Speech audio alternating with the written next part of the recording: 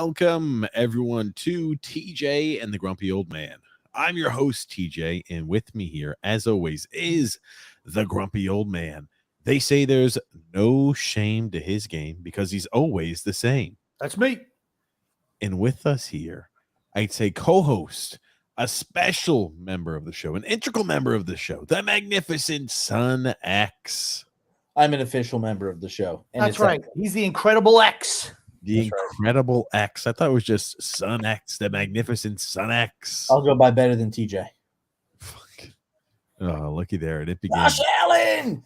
Passing touchdown. All right.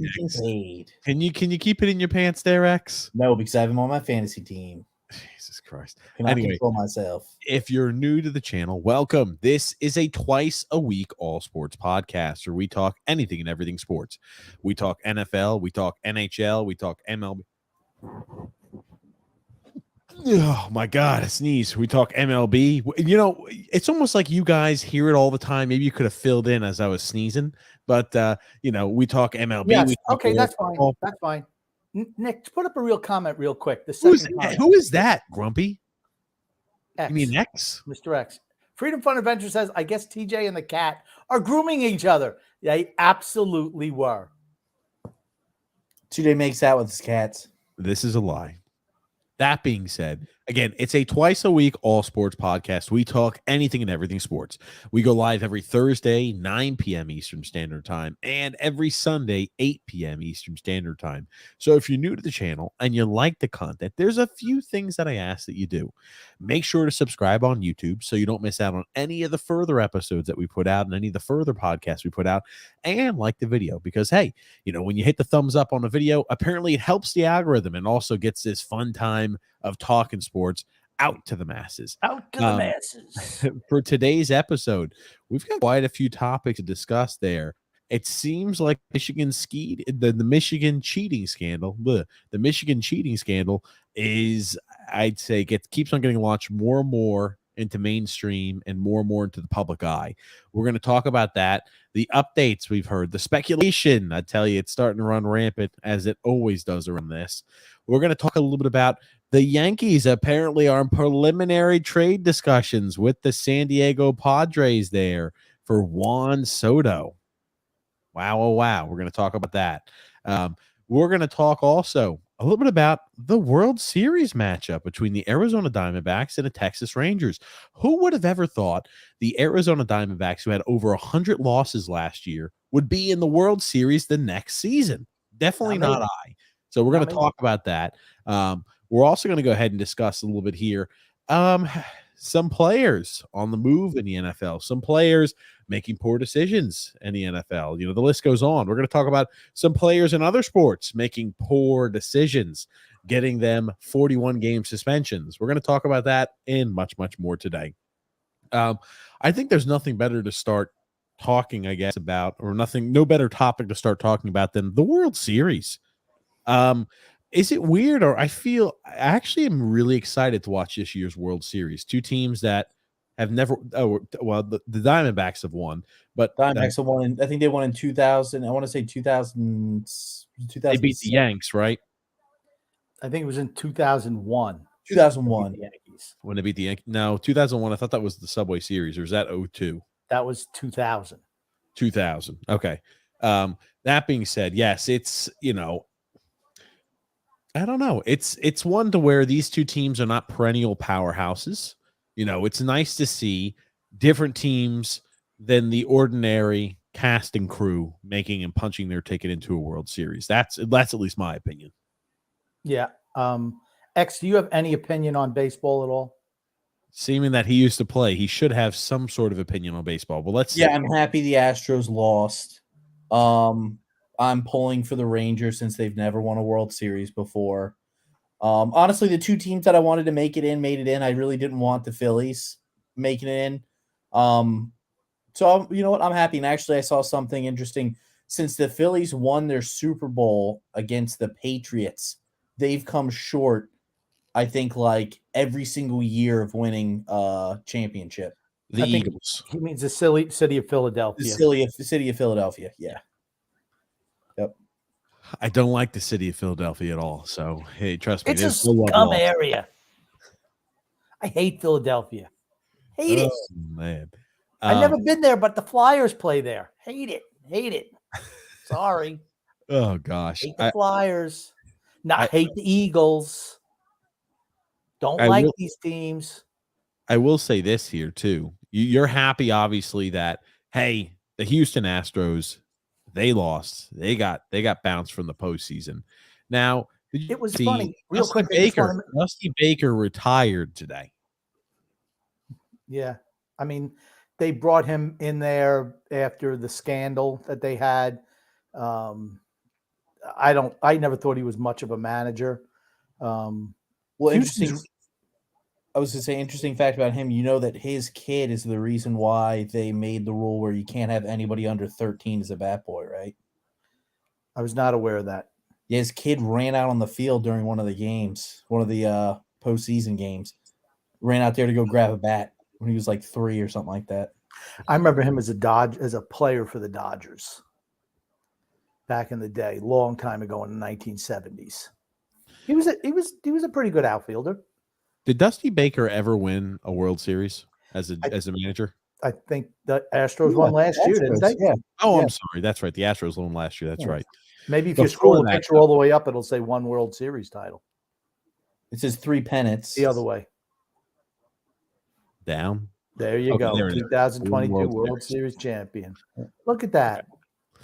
Look at you, motherfucker. Look at you, Grumpy. That forgot. Oh, they again, won. there you go. We're on the TJ Cuss meter, and there's number one right there.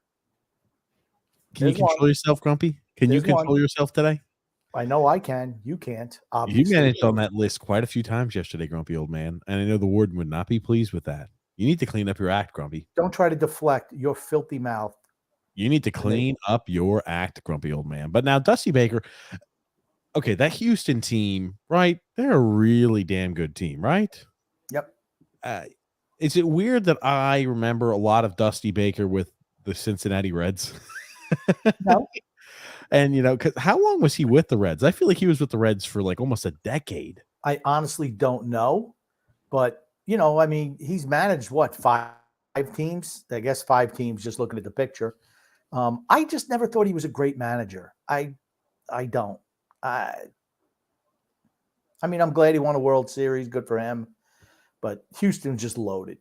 I mean, I'm not upset that Houston lost, but Houston's probably the better overall team. But the interesting thing in that series is all the road teams won every game, which I thought that's very, very unusual. I'm looking at They it. blew a He was- 2-0 lead at home. The Astros did. And then the Rangers lost their 3 at home. Mhm. And then the Rangers came back and won the last 2. I'm glad for the Rangers. Went to see him play this year. It was a nice time. Good for them. They've never won. I'm absolutely rooting for them to win. Hey, and wouldn't it have just been nice if Jacob deGrom was pitching for them too, and he didn't blow out and have Tommy Johns and destroy his arm there early this season? Looking at it, by the way, he was only with the Reds for 6 years, and he was with the Giants for 10. That was his I was longest thinking the tenure Giants. stint. I always think of the Giants manager. That's the one I always think of him as. But he goes ahead and he steps down. He's done. I mean, he was up there in age. It was only a matter of time. I think he was 74 or 75 years old. Isn't that crazy when you start getting up there, 70s? Most people in management positions in sports say, "Oh, time to retire, time to go ahead and hang it up and let somebody else do it. Time, maybe father clock has passed me by." But some guys in management positions, some general managers, some head coaches think they could still do it in their 80s. Isn't that quite odd, Grumpy? It's father time, not father clock. Father time passes you by. It's a little bit different as a baseball manager.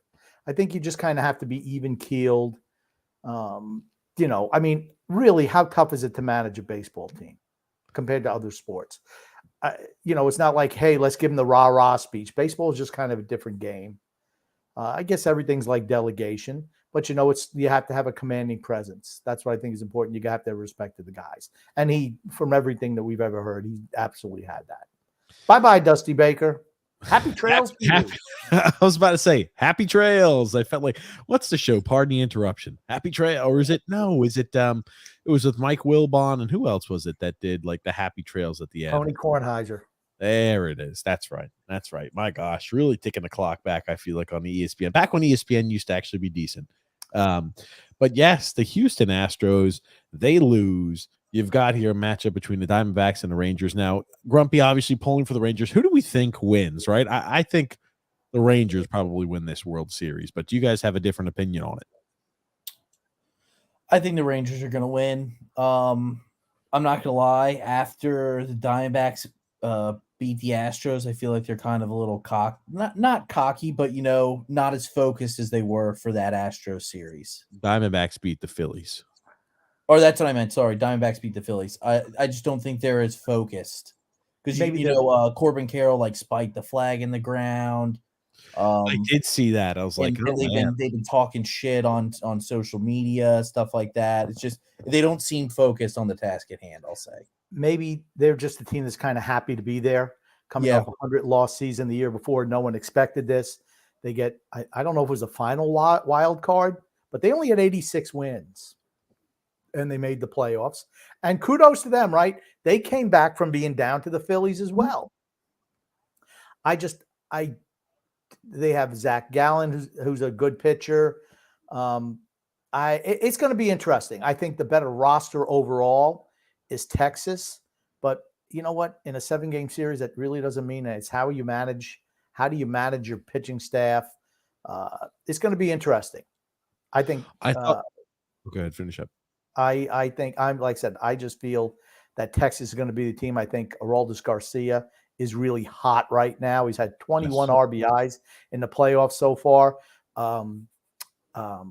Seager has been really good down the stretch. They're kind of hitting on all cylinders. Remember, they won their first 7 playoff games, then lost the next 3, and then won the next 2. So they're absolutely a hot team. Yes, and I'll say this now. I liked the takes that they had here, at least regarding, and Rob Manfred, his take he had here on the Arizona Diamondbacks. We'll listen into it, Grump. Listen, congratulations first on a great regular season, not a good one, and knowing the strife that would happen 11 months ago to see where the season's come, I know it's very satisfying for you. I tell you, as a fan of baseball, if you told me 3 months ago that the Rangers made the World Series, I could have bought that. Yeah. A lot of talent. Brought in a lot of guys over the last 2 years. But if you told me that the Diamondbacks were going to get there, I would have said no way.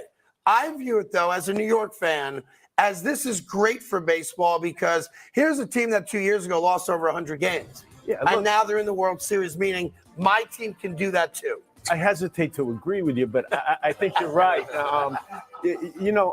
It's interesting. I think the great thing about our postseason is that it's very unpredictable. Yep. And if you look back at the history of the game, some of our greatest moments are teams that nobody expected to win. The '69 Mets being the greatest example of it. I think Arizona got ignored a little bit. That Western Division's tough. LA and San Diego, all the talent, and people missed how good they are. Yeah, and also the point I wanted to ask was, right, he mentions maybe fans, maybe individuals kind of missed how good they were.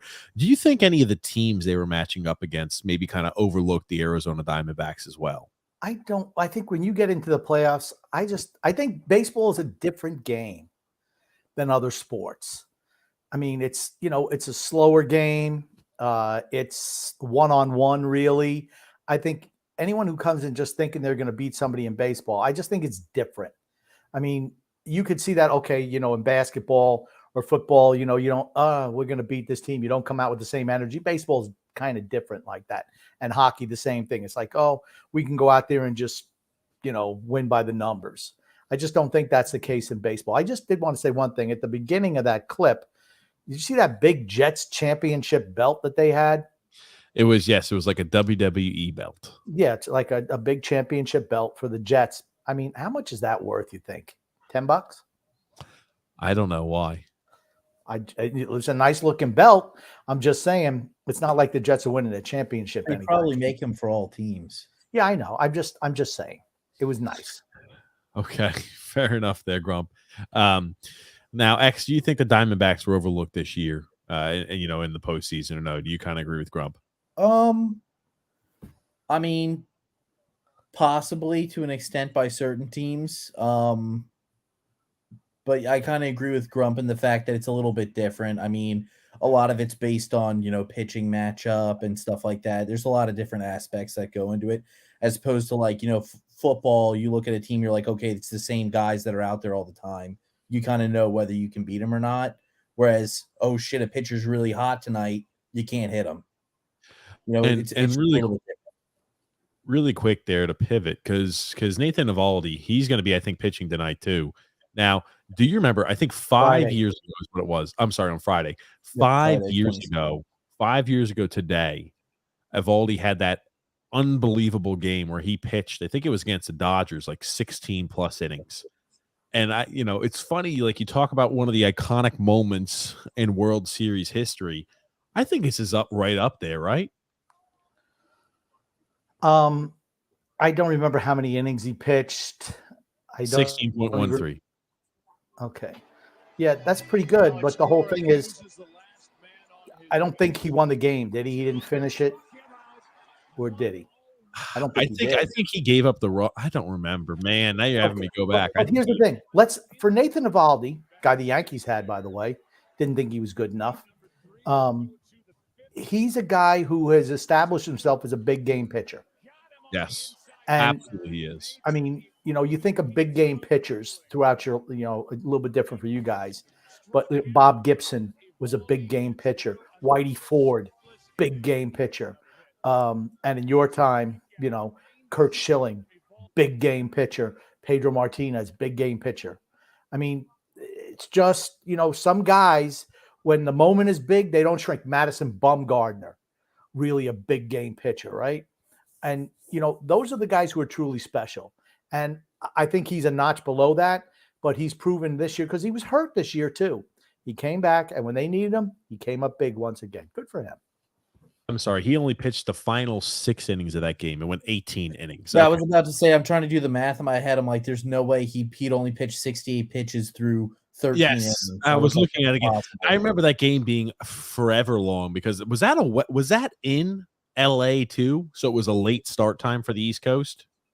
I don't remember. Yeah, I don't remember either. See here. How many years ago was that? That was 5 years ago, 2018. Okay. Wow. Okay. 2018 feels like eons ago.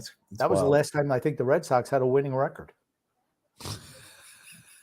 Good gracious. Oh man.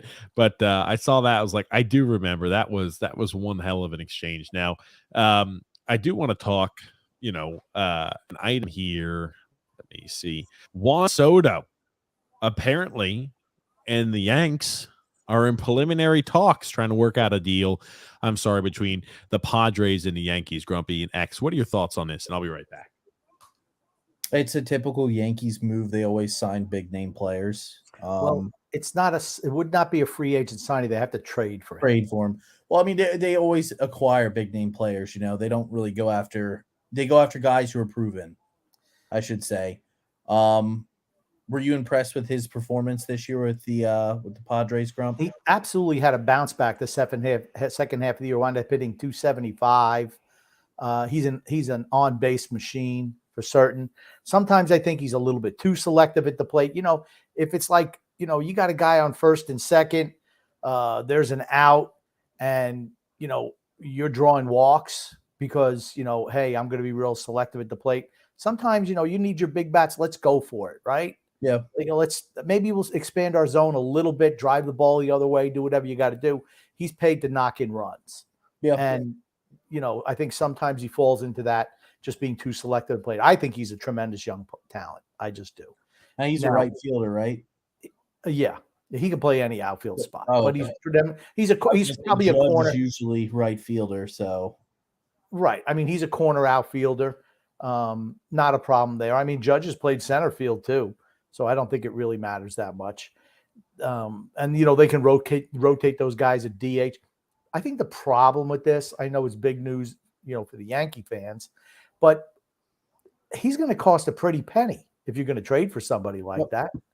I mean, it's not like, he's going to come, for, an old a bat donut or something like that, you're going to have to give up. And I don't know if their farm system is deep enough, honestly. And he's also a free agent in a year. So let's see how it plays out. I think that would be exciting for Yankees fans. Right now, it's just Aaron Judge and, the 8 dwarfs after that. Is pretty much what it is. Let's go to the next comment, Senor X. Yeah. Drew says, I will say we might have a game on our hands for Thursday night football. Also, the Islanders continue to suck. It's a great Thursday. Load up the tanks. All right. Freedom Fun Adventure says, Grumpy might be TJ's father, but Romanov is definitely TJ's daddy. Oh, I don't understand that.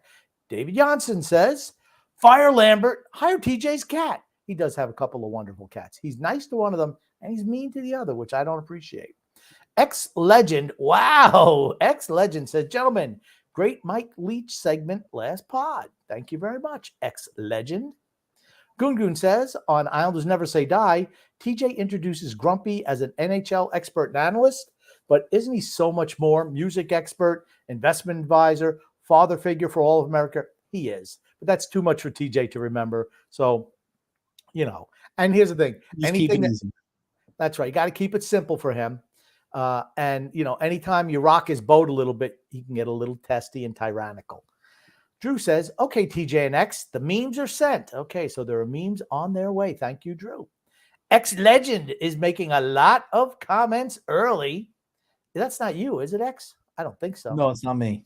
Should NFL refs be full-time? Could improve the calls and have seminars and trainings in the offseason. Get rid of the women refs. They're terrible. I'm just sick and tired of these. I'm just sick and tired of these diversity hires just to say, oh, we have women. They're always late to the spot. They don't give them real serious jobs. It's just, okay, you tell us where the play is. They miss so many calls. Get rid of the officials in general. Yeah. And I don't know if many people knew this. Most of the referees, all of them are actually, they have day jobs and they just fly in for games. They all suck. I don't think it's going to make any difference on if they're full-time or not. None. These guys are making money. It's not like we're working at a grocery store during the week and then all of a sudden we're referees. These guys are like, they have connections. That's how you get those jobs. Yeah. I mean, it's not like you just walk in the street and say, yeah, I'm an NFL ref. Hold on. I got to ask you something. We were talking about the Yanks. Grumpy, you didn't want to address that the Yankees fired their hitting coach. You didn't want to address that like in the same topic of discussion. As soon as I leave for a second. He wasn't fired. He wasn't fired. They're moving on. He said that he's leaving because he wants to spend more time with his children. And since he's had a divorce a few years ago, and he can't have a job for 6 months at a time. I don't know. My question to that was, that's why I sent you the article. Do you think that they let him go? You think it was a mutual let go, or you think they fired his ass and they let him try to keep his dignity? Please stop. Fine. That's fine. Well, I'm just like, you didn't want to talk about that. The same talking about Juan Soto. I was hoping that was like, they got a little bit of Juan Soto action. Is there a reason why even when you're going to the bathroom, you have to try to dictate terms on this show? Jesus. Memes I love how memes are sent. I understand, X. I was able to listen. Thank you. All right, now read this comment, TJ. I've got this clip I wanted to show here first. Screw it. Of course, TJ won't cover this, so I'll cover it. NBA season is back. I mean, who are you picking in the NBA this year? I mean, aren't the Celtics the favorite after picking up Drew Holiday and Kristaps Porzingis? Kristaps Porzingis. Yeah, and he had 30 points for them last night against the Knicks. He actually got called for a flopping foul. Or he got a technical, I think, for it. So they've added that back in the game. He can't flop. But my thing is LeBron going to be called for that? Is Curry going to be called for that? You know what I'm saying? Are the big names going to be called for that? No. Yeah. This is what I do. The rules only as good as you enforce it for everybody. Yeah.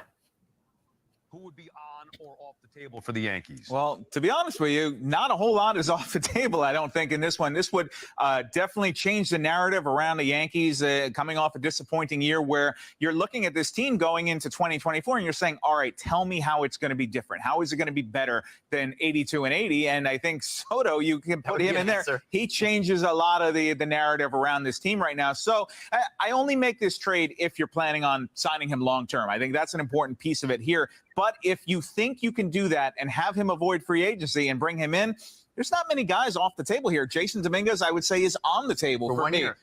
Yes, with the cap. Sure. Okay. I loved what he said at the beginning. You look at this team and you say 82 and 80, how is it going to get better, if you don't make moves? It makes me think of the New York Islanders. How do you expect things to change if you just bring everybody back? It's the same thing. It's just funny how other teams don't get the same, or they're not looked at the same.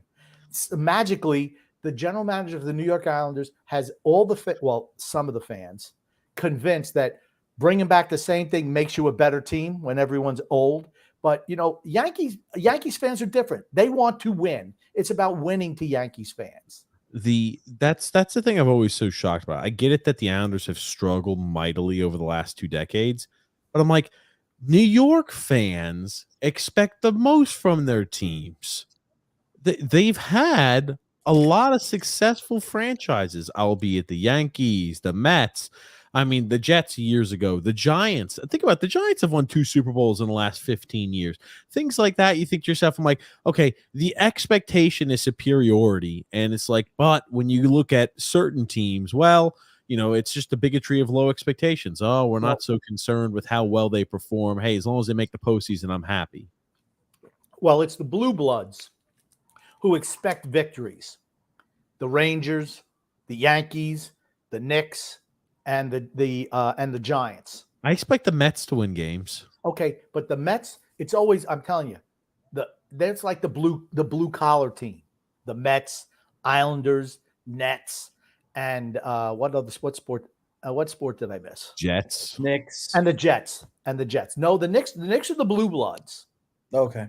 So, and you often find fans of the Blue Bloods, they're fans of all those teams, and then, the troglodytes, which is, the Islanders, the Jets, the Nets, and the Mets. Christ.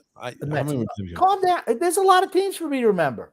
So, but usually the fans are all groups of fans of all those type teams too. It's a different type fan base. So maybe they don't expect it as much, or they're used to failure, where, the upper crusts, they expect their teams to win. They should do everything to win. Go ahead. Keep rolling. I'm sorry. Okay. Yes. I did think it was Jason Dominguez would not be off the table. And I'm like, oh, I'm sorry. I don't think that much of Juan Soto. Absolutely not. I disagree. If you have to part ways with Jason Dominguez to get Juan Soto, you're making the wrong move. This is a guy who plays invisible at times. Absolutely not. I'm not letting a prospect stop me from getting a top 10 player. I don't know. He looked pretty good when he played up at the big team. That's all I'm going to say. Okay, let's see. You know what? It's easy. I remember Shane Spencer. Everyone thought he was the second coming of Mickey Mantle. He had a hot month of September. Down the stretch, he hit something like 10, 14 home runs. I don't remember what it was. And then he was an afterthought after that. Just pump the brake on prospects. And I think the Dominguez kid is good. Don't get me wrong. He's young, and things can happen to wind up derailing his progress. Yeah, he's 20 years old. Juan Soto was struggling all year. He wound up hitting 275 at the end because guess what? His game picked up at the end. Oh, fuck. He was completely anemic in the first half. He sucked the year before. He had a hot 3 months. And now all of a sudden, a guy who's had a shitty year and a half but has a hot 3 months, you're going to say, wow, sign me up for that. I'm sorry. He's a five-tool player. He's a 5-tool player. No interest. No interest in him. Caveat that you have to sign him. You must sign Volpe. I would consider it too. I don't think there is an untouchable here. You're talking about Juan Soto. That changes your entire franchise. That brings you back to World Series contender. Who would be? Absolutely. They still don't have pitching. I wanted to highlight that last little portion. I think Juan Soto does not automatically make them a World Series contender. It's just not. I agree. It makes them much better, though. Right now, Makes it's them just better Aaron team. Judge. They're It makes Aaron them a better Judge. team. You're just not going to see me say that. Yes, that allows them and enables them to be a World Series contender. Left-handed bat in Yankee Stadium. That's all I'm going to say. They don't have a left-handed bat. It's always been a left-hand batter's ballpark. Always. They don't have one right now. He'd be good. I think he'd be good for Yankee Stadium. Like I mentioned to X earlier while you were having a little potty break. I heard. The only thing that worries me is that, he's an on-base machine. Absolutely. But sometimes you need to expand that zone a little bit. Your team kind of needs you to do that in big moments. And I don't know if he does that enough. This is a guy who you don't like him. You don't like him. I don't want to hear another session how Juan Soto sucks because you don't like him. We're not going down that road today. Juan Soto sucks, and I don't like him. Okay, all right, let's get some more comments. Move along. X Legend says, X, let's hear your knowledge on the quarterback slide rule. When are they determined down on a baseball slide? It differentiates between the official. Because is it when somebody's stopping? Is it when somebody hits the ground? Is when somebody's in the... It's supposed to be when you surrender yourself. When so, you like, how do you know when somebody's surrendering themselves? If they just stop in the middle of the field, is that not giving yourself up? When you start your slide. It's when you start your slide. So is it when you slow down? Because that's technically starting your slide. You start to lean back, that is considered you giving yourself up because you lean back to slide forward. Like, for example, University of Pittsburgh got screwed over on their slide. They were over the line of scrimmage. The official said, no, they were not, and it created fourth down. Florida State was sliding well before the first down marker, and they went ahead and gave them the first down. Officials, it's completely a judgment call, and it's just like every official calls when they're starting to give up different. So that's what I'm saying. Yeah. So. Anyway, yes. But let's get through comments here because those are baseball. That's the baseball items I want to talk about. We're going to go ahead and talk about some hockey coming up here next, and then we're going to talk some football. Okay, go ahead, TJ. Read it. That was it.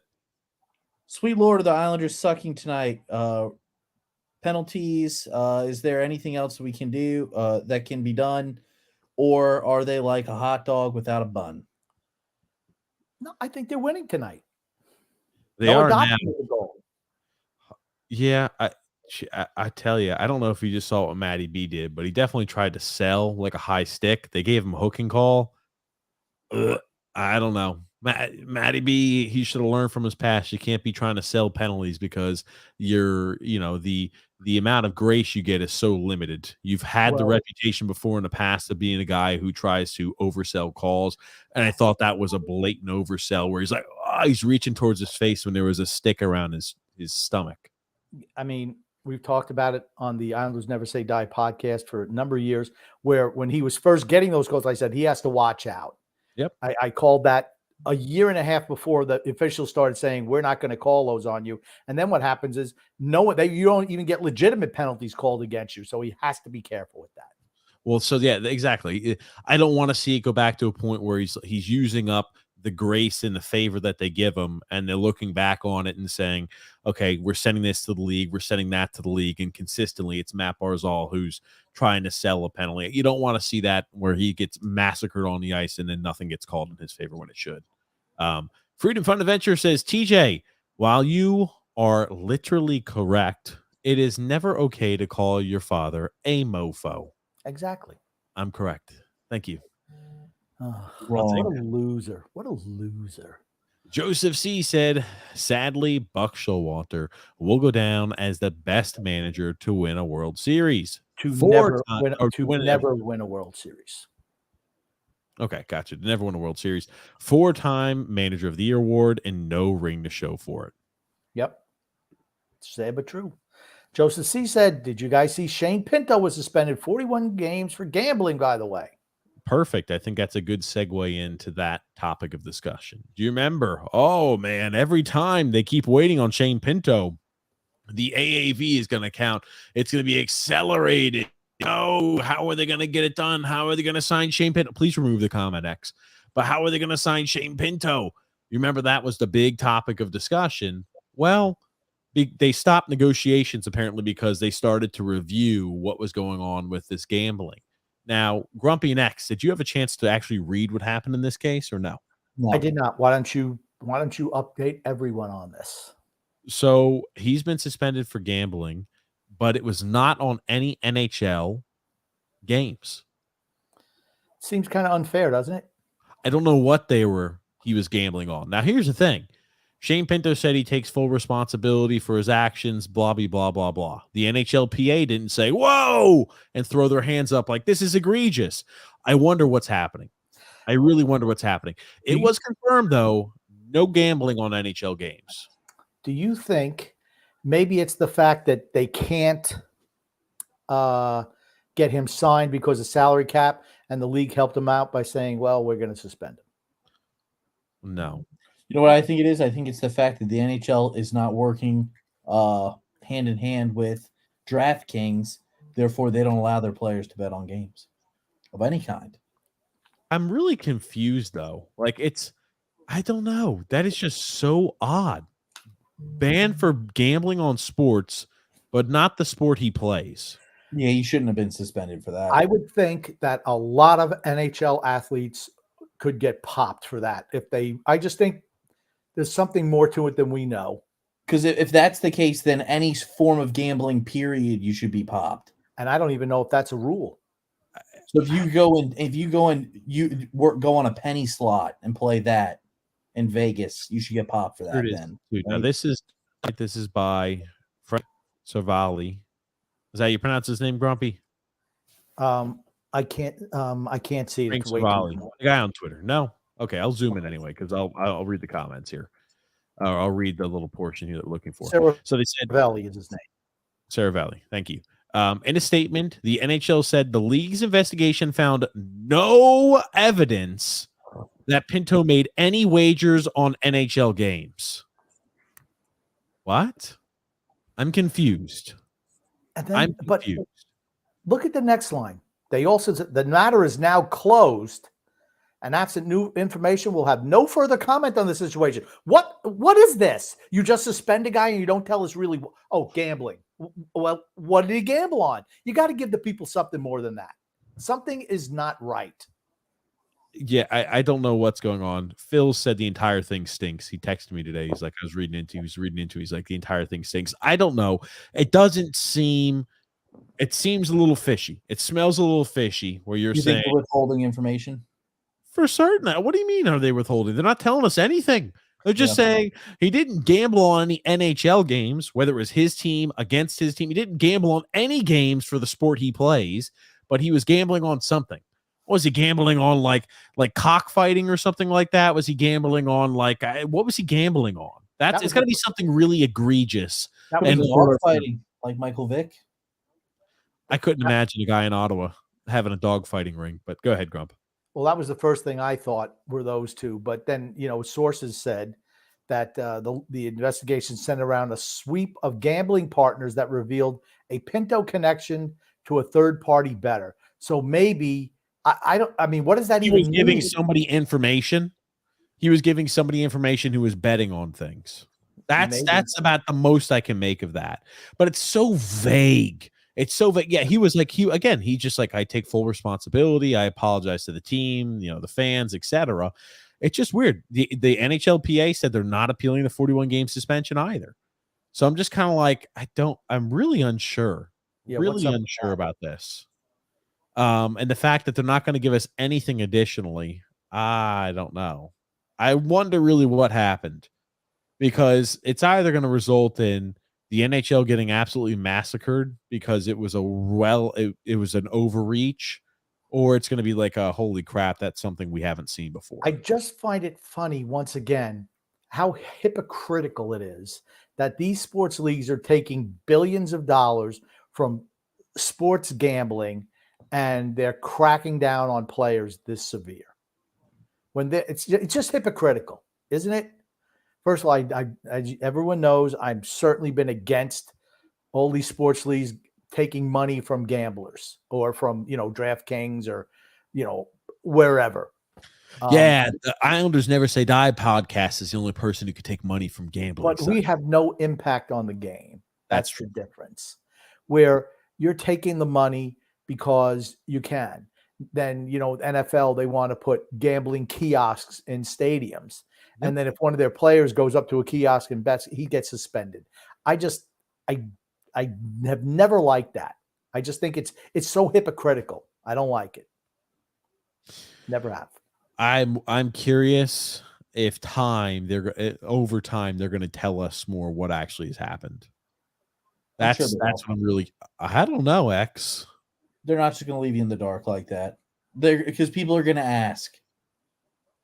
They said they consider the matter closed.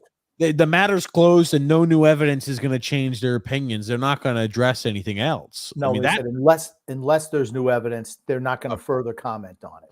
Yeah, they're not commenting on it. So it's not going to be like they're going to get asked the question. They're just going to go ahead and like politic the answer away, where they're just like, we want to be there to support him while he's going through this time period. He's a valuable member of this team.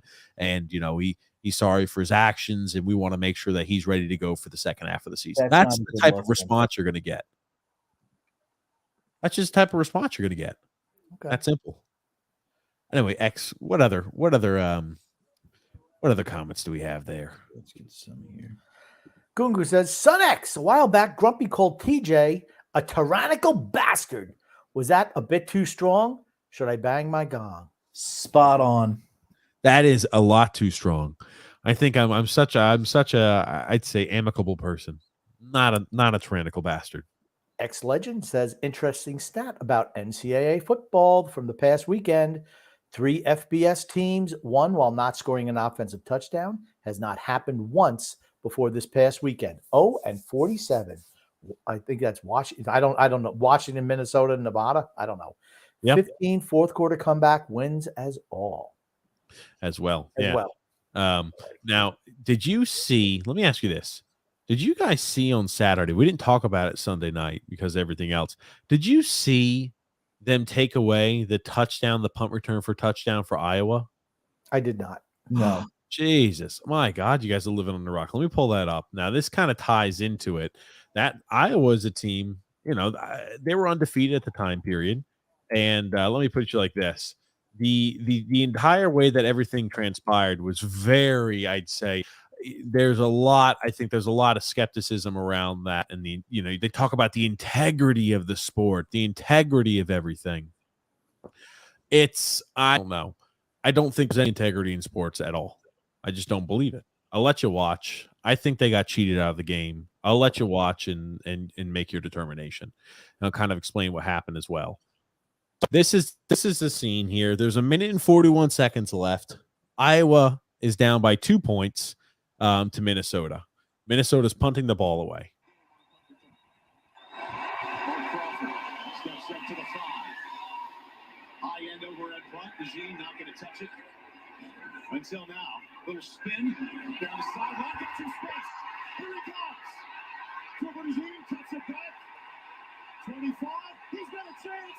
He scores. Why did they wave it off? They went to the review and they said, I'm going to have to slow this down at the slowest level humanly possible to show you. That's not a fair catch. They went it down and they said it was a fair catch. They went to review holding or to review, and then they said they're going to review whether it was a fair catch or not. They can't do that. That's why I said you can't fucking review if it's a fair catch on an. I was like, what? I was bewildered by it. My point exactly. Get rid of the officials. Get rid of them. It's like they went to it and like you listen like to the people on the telecast are saying like, I don't know what they're reviewing here. That ball is so far away from where he is. There's no way he's calling a fair catch. He did this once with his arm, his left arm. He's doing this, pointing out where he wants people to block. Yeah, it's like watch out, like Peter, get away from the ball. That's what it was. There was no way he's calling for a fair catch. A fair catch is when you catch the ball. The ball's coming right down to you. That ball was they got robbed. Well, if this is a fair catch, this attempted tackle right here is an automatic 15-yard on sportsmanlike conduct because you can't go ahead and hit somebody who's fair catching the football, right? You're not allowed to run with it either after fair catching. The thing was, it didn't interrupt the play at all. It had no bearing and impact on that touchdown, and it cost them the game. Did they blow the whistle? No Then whistles were blown. Then I don't understand the call at all. Again, They went back to look at it to review if a penalty happened or if a fair catch happened. I'm like, what the fuck? You're not paying attention? Since when is that even part of the review process? I've never seen that before, ever. I've never seen them ever do anything like that. What happens when the officials bet college football games on DraftKings? I'm telling you, people were throwing out because they were like talking about the money line. They were talking about this and that. Like, oh yeah, maybe there was made some sort of impact. They were getting a call down from Vegas to go ahead and change the official ruling on the play. That was not a fair catch. Now let me ask you a question: would that surprise you if that actually? It would not surprise me. It would not surprise me at all. You've seen it. Oh, you've seen it multiple times this year happen in all sports. Think about it. I think there's too much money from gambling involved in sporting events, and you're seeing calls being made. It's so easy to throw a game or influence a game just with subtle things that you do, like the Indianapolis-Cleveland game last week, which was disgusting. That was disgusting. Well, and I'm sure we're going to talk about that later. But it's like, I don't know how you could. First of all, is fair catch even reviewable? And first of all, they didn't blow the whistle on the field. Correct. So the officials didn't think, why are they even checking that? I do take a fair catch. He is to extend his initial arm, one arm above his head. It wasn't above his head. When you watch this, it's certainly not above his head. He was pointing. He's pointing. Exactly. Going. You could see it. Let me zoom in here. So it's like you could see there was nothing when you watch it here. He's pointing where he wants the block to be. And on what side he wants the block to be. It never goes above his fucking head. He's telling his blocker where the ball is so he doesn't run and touch it. That's what he's doing. The only thing I maybe would have thought, I was not thinking fair catch. I was thinking maybe he stepped out of bounds. Yeah, that's what they thought originally, like, oh, maybe he stepped out of bounds, and that's what they're reviewing, but it's clear as day he didn't. And they were like, he called for a fair catch on the play. So we're going to move that back to where the fair catch was made. Let me ask you a question. If that happens to Alabama or Georgia or Clemson or Florida State, are they reviewing that call even? No, the answer absolutely is no. not. The answer is absolutely no. So now if you put your hand like this, that's fair catch now? Because it sounds like they're changing the rules. I say, hey, I put my hands like this. That's a fair catch. I'll let you listen to what the telecast was talking about too, because they were, again, sometimes they're like spineless people. They're like spineless. Hey, whatever the field, what needs to be listened to, I'll let you listen to it. Shit, is this not going to have the audio clip to it? Okay, my bad. They were not just lying over. They're talking about how it didn't make sense. What the hell are they reviewing for this long? And when the call was made, they were like, that's not something they would ever see. So I don't know. It's a bad one. It's bad. It's bad. So, and again, I'm not saying Iowa's going to win a national championship or anything like that, but I mean, that was had direct impact on who won and who lost. They're certainly not now. Yes. Drew L., grumpy old man. I was wondering if Sean McDermott is going to make an adjustment. Chris Godwin already has 8 receptions, LOL. I don't think he's great with adjustments. I think Sean McDermott is a good coach, but I think in the big moments he kind of gets a little brain lock. I don't think he's that great of a coach. I think he's an okay coach. I think he's a good coach. I didn't say great. I think he's a good coach, but I think in big moments he just plays way too timid. Just way too timid. Hey, so what next comment do we have here, buddy?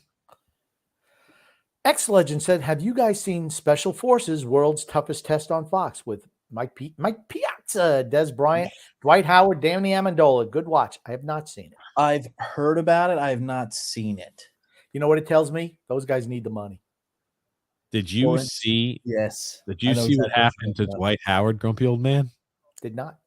No. Okay, so Grumpy is not seen. X, did you do some reading on what happened to Dwight Howard recently?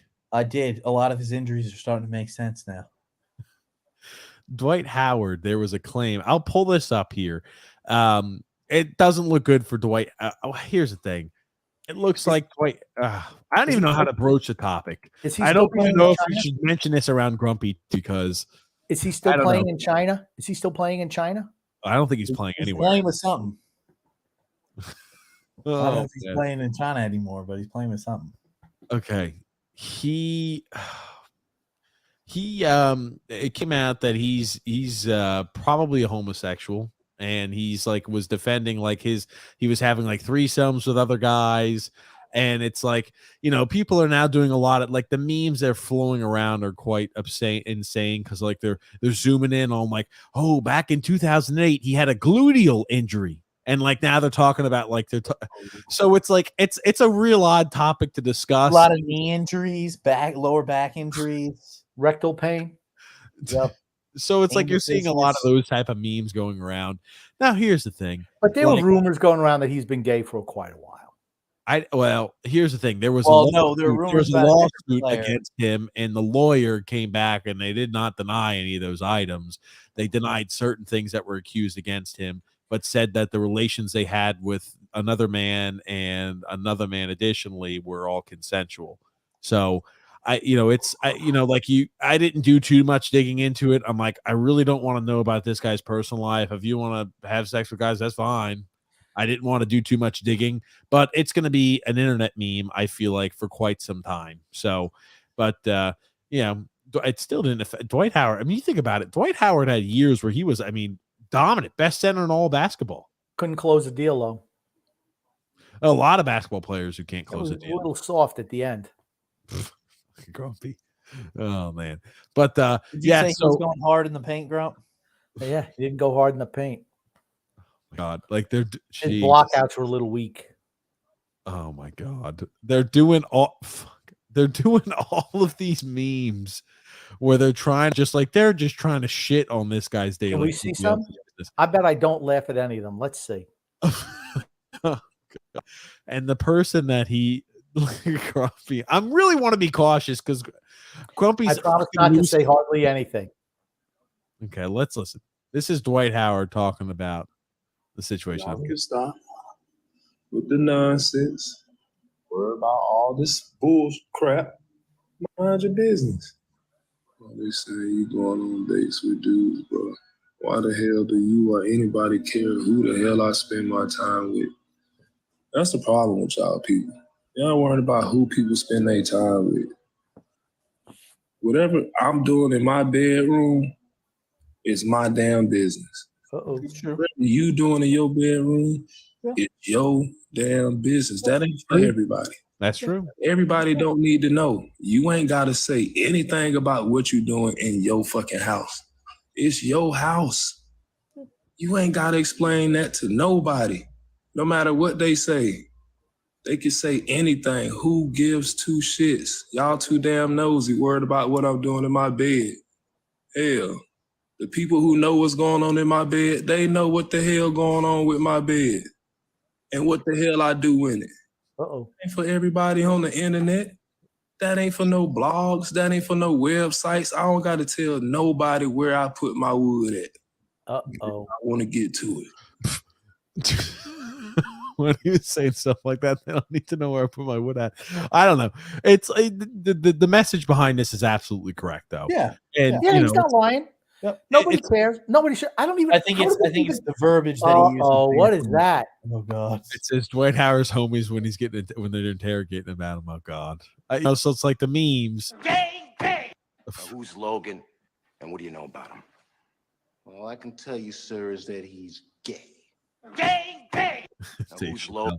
So it's like there's a lot of these where it's like, oh man, this makes sense. He stuck his finger in the guy's butthole, is what they're saying here. Oh, it's like he didn't do that. He looked very friendly with them. Well, no, there was one where he actually did reach for one of his teammates' crotch on the freaking sidelines. Oh man, that's not good.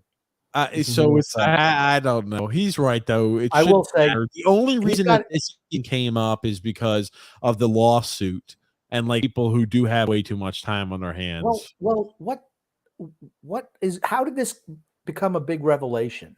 Because there's a lawsuit against him that they're trying to. It seems like for sexual assault. Oh, and this is the third part or the party here who he had relations with is saying certain things, and they made accusations, and now the rebuttal was consensual. we did with X, Y, and Z as well. And that's what made nosy people say, oh gosh, he's having relations with another guy, or actually 2 other guys. So I And guess so it was men who made these allegations. it Is that was how this a came man. up? That's correct. His name is Kitty, Okay. I believe. So it's like, it's an odd one. It's an odd one. I do agree with Dwight Howard though. What he does in his bed is his business. Now the verbiage he used, like where I lay my wood, That was probably funny. wouldn't necessarily, say I it don't that think he way. wants to go. I don't think he wants to go to court with that defense. But yes, he's not wrong. But now it's like it's a huge revelation, I believe, like in the NBA community, because I don't think anybody, had expect. Maybe people did. I never would have thought that. I will say that what X said about him doing crotchal grabs with the teammates, that's There inappropriate. absolutely was a video of him grabbing his teammate's junk on the freaking sidelines. That's a big no-no. And everybody was like, what the hell is he doing? I remember when it first happened, everybody's like, what the hell is he doing? And people posted again, was like, it all makes sense now. Now we know. Yeah. So here's the one. This is the one that X was talking about with the injuries. And, it's just like the memes that are flying around right now. It's like, I do feel bad for Dwight Howard because he is butt of everybody's. He's a multimillionaire. Okay, he's the butt of everybody's joke right now, and everybody's laughing. The butt of everyone's joke? Okay, I'm sorry. He's the butt of everybody's joke. That's correct. And I'm like, he didn't do anything. It's not like he was out there trying to be open about this. It was just came up there in court documents. So it's like they're looking at all the injuries. Look at the knee injuries, neck injuries. That's because he's big. Oh, neck injury. I can see how you can get that one. Soreness back in 2018. They zoom in. Dislocated finger. That's when he went after that guy. Okay. Oh god. So it's just like okay. It's like they're taking the piss out of him, and it's like, oh man, come on. He was a really good player back in the day. No, he was fantastic player. Honestly, probably one of the best, if not the best center at the time period when he was playing. He wasn't clutch in the big moments, though. He just wasn't. He was good though. It's like you have all these people who are digging through hours, and I mean hours of Dwight Howard pulling interviews. I always knew Dwight Howard was gay since the butt injury back in 2018. They're pulling up interviews after injury addresses to the media. I'm like, holy shit, these people are all like Phil's facts level of time. Like, Phil would do some shit like this if it was related to Islanders players. He would find a way. I mean, shit. People just, I don't know. People have a lot of time. Anyway, this is, listen to it. Dwight, how did it go today? Pretty good. Got a lot of running in today, so that was good. The energy was great, and we're going to need that going into the game tomorrow. Are you available to play tomorrow? Should be. I'm talking to Coach about it. He said he don't know if he's going to play me yet. I'm just kidding. Yeah. I don't know, but like it's like a lot of people are grasping at straws. What does that mean? That doesn't even. I don't know what that. A lot of people are grasping at straws. I don't know. Okay, like I said, I'm glad Dwight Howard's name was like, let me mention. Grumpy, I'm sure, was not sure of that. I'm glad that other people do that because I don't have the time or effort. Give me a little chuckle. That's fine. Gungun says on last night's show, I noticed something intriguing. Grumpy opened his grape elixir, then slurped up a few droplets from the cap before enjoying them full Monty. Is this a new drinking technique? No. Here's the thing. He's been doing that for years. It pisses me off. If you shake it, it gets some on the cap, and I don't want to spill anywhere. So I just make sure it's out of the cap. Then I take my drink. I think it's more so the fact that Grumpy knows he needs every last drop of his grape elixir. I agree with that. No waste. Here's the thing. When you use a cap for your drinks, TJ wouldn't even know what this means. When you have a cap for your drinks, you don't want to pour it back out and have it like leak all over your clothes or your furniture or anything like that. You unscrew the cap and then you put the cap the other way up. And then when you put the cap back on, you screw it on. The grape drink doesn't go anywhere. Grumpy just likes to lick the grape drink off every single time. It pisses me off to no end. And here's what you get. That's what you I hate it. I fucking hate it all the time. I can't tell you how much I've got to control myself not saying something about every single time. Go. How many you interested in how many F-bombs you dropped on the show so far? You interested? Who am I? Who am I, X? Oh God.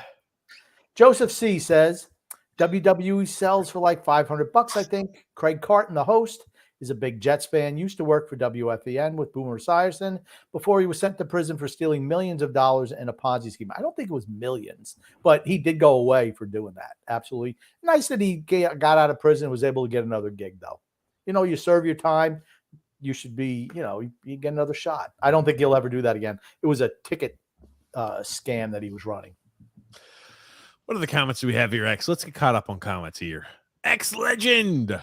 Saban segment on Pat McAfee show today regarding sign stealing in Michigan was interesting today. Worth a few minutes to get his take. We're going to talk about that here, actually. I did actually have that pulled up to discuss here today. Also heard something apparently TCU was in on the sign stealing and knew about that as well. No. Okay. Just remove this comment, X, because we could talk about that now, the sign stealing with Michigan. So first, we'll listen to afterwards what Saban as well as Matt Rule had to say. But there was a report after learning about Michigan sign stealing last year. TCU coaches changed their signs but used the old dummy signs to trick Michigan at the college football semifinals. TCU's players were told to ignore the dummy signs. Rose also adds that Michigan's scheme was so known among coaches that one of them told TCU before the game, they have the most elaborate signal stealing in the history of the world. Ooh. Doesn't look good, right? That doesn't look good. All they did was send guys. They paid for guys to go to games, and they sat in the stands and they figured out what their signals are. Every team does that. You want to know why they didn't say anything? Not in college. Yes, in college. Absolutely in college. They all do it. The big schools do. They absolutely do. They're all doing something. If you're not, what's the thing? If you're not cheating, you're not trying to win. Everyone's looking for an advantage. Let's listen to a few head coaches, what they've got to say about this. And coach, you can take this and answer it however the hell you want. Obviously, you're the greatest of all time. You're no stranger to talking about things. That goes without saying. True. Right now in Michigan, there's a story brewing, okay? In Michigan, one of the best teams in college football right now. They are executing. They're playing. Heisman candidate, a quarterback, unbelievable. Great football team. But what's dangling over their heads right now, and what will be dangling over their heads until we get a little bit of clarity on what it exactly is that they're stealing signs in a non-ethical way. That is the narrative. That's kind of what's being talked about, that they're sending cameras. They got a whole manifesto now that's kind of cooking up. They're stealing signs. They know what everybody's doing. It's a big allotted plan that has happened, but none of it has really been proven publicly yet. So we are just all echoing the hearsay right now. What are your thoughts on the sign stealing situation in college football? And how do you think this gets handled with Michigan? And has this ever happened before that we just don't remember? Well, I don't know enough about the Michigan situation to really comment on that situation specifically, but I could give you the historic. I love how they always start like that. I don't know too much about their situation, so I can't comment on that, but let me tell you what I do want to talk about. Alabama's been cheating for years, right? Let's be honest. They've been doing, unsavory shit for years. And so he doesn't want to say anything that's someone might bite back at him on. Or yes, try to go ahead and say, gotcha. Now I need to really go ahead and sink into Saban. But he's a Belichick disciple also. Facts on way back when I was in the NFL. I'm talking about way back when, 88, 89, early 90s. You were allowed to send, pro personnel guys to, scout a game ahead of when you played it. And I think that it got to the point where sign stealing was unbelievable in the NFL. You had somebody that you hired to put in the box to watch signals, right, of the other team. And by the first quarter, we got the runs, we got the passes. And when I was a coordinator, I told the guy, look, don't tell me what you think they're going to do. We prepared. We know what we're going to play in these situations. We're going to play it. I don't want to hear it. It's just messing me up. But that became, and if you look historically, you'll know that there were reasons that they changed the rules so you couldn't do that. Then they come with the microphone, helmet, whatever they call it. And there was no sign stealing. There was no signs because it was just communication, which I think we would solve a lot of those problems if we would do the same thing in college football. There's no reason not to do that. There's no reason that you just can't tell the quarterback what the play is rather than having signs and signals and 3 people signaling and all this stuff to try to get the play, which is more difficult for the players, incidentally, because they all got to get the sign because everybody's going no huddle. And for the defensive players who are going against the fastball team, all 11 guys got to know the signals. All 11 guys got to know the signs because they're going fast and you can't communicate it rather than just being able to tell somebody this is the call. So that's kind of been the sentiment among coaches is my biggest question is, was his hands cold or something? They had him on his arms. Had him on his arms like this. It reminded me of that old Saturday Night Live skit with Shannon was her last name. I forget. Mary, whatever, superstar. She'd stick her hands and go and sniff her fingers. Maybe that's what Nick Saban was looking to do. Yeah, I don't know. Molly Shannon. Anyway, what did you think about the actual context that he talked about there, Grump? He just said he dodged it, and he said, "Well, you don't like that? That's okay. Just put the things in the helmets, and it'll stop that." Well, you know what that tells me? He's been doing it too. They've all been doing it. They all do it. They all do it. They all do it. Stop! If you don't think they're doing it, you're crazy. They're all doing it. It happens every game. Yep. There's nothing wrong with teams over there looking over trying to steal our signs. There's nothing wrong with us trying to look at their signs. That's why you should have mics in the helmets, right? Like all these coaches that vote against it every year is because they don't want to teach their quarterback. In the NFL, quarterback goes out there with 3 play calls because if I see the free safety's foot like that, it might be 1 high. I'm going to check to this play. But you get to college and you're watching a game on a Tuesday night, and they got the signal and they're just calling a play. So that's what makes college football, to me. That's why they score maybe more points, but it's also why the kids are less prepared. So that's why there should be 100% should be. We could get rid of all the stupid signs on the sidelines, and we could get pictures of, rock stars and all that stuff. And we could just play football the way it was meant to be. You go to a high school game, there's technology on the sideline. You go to an NFL game, there's technology on the sideline. You go to the college, there's nothing. When you played Michigan, did you have any suspicions that there was more than the usual amount of knowledge on their side? No one from the Big Ten or NCAA has asked me anything yet, so I'm not going to probably comment on anything like that. I would never want to cast shade at somebody else going through a hard time. I don't know anything. See, I like Matt Rule. I like the response there. He's honest. And now when you look at this, James Franklin had a little bit of a different response, Grumpy Old Man. Your favorite coach, James Franklin, Grumpy, had a little bit of a different response. Whatever he says is probably right. Are we disguising it? I mean, what happens is you get to after games and you feel like you called a very unpredictable call in a situation, and they're in the perfect defense for it. And you're sitting there saying, well, how is that? What would ever make you play cover 2 on 4th and 1 and we're in a heavy personnel group? But they're in it, and you got a shot called there. Well, so he's got a little bit of a different opinion on it. He thinks, without directly saying it, that yes, it had benefited them. And look at X, Y, and Z. So, I think the resounding, thought processes right now. Why not just go ahead and have mics or have sound in the helmets so you could tell them from that spot instead of people being able to steal signs on the sidelines? Do you think that this is going to change and now they will do that? I think it should, yes. Yeah, absolutely. It should. Maybe this is the push that they needed. Because it sounds like a lot of the coaches have wanted it.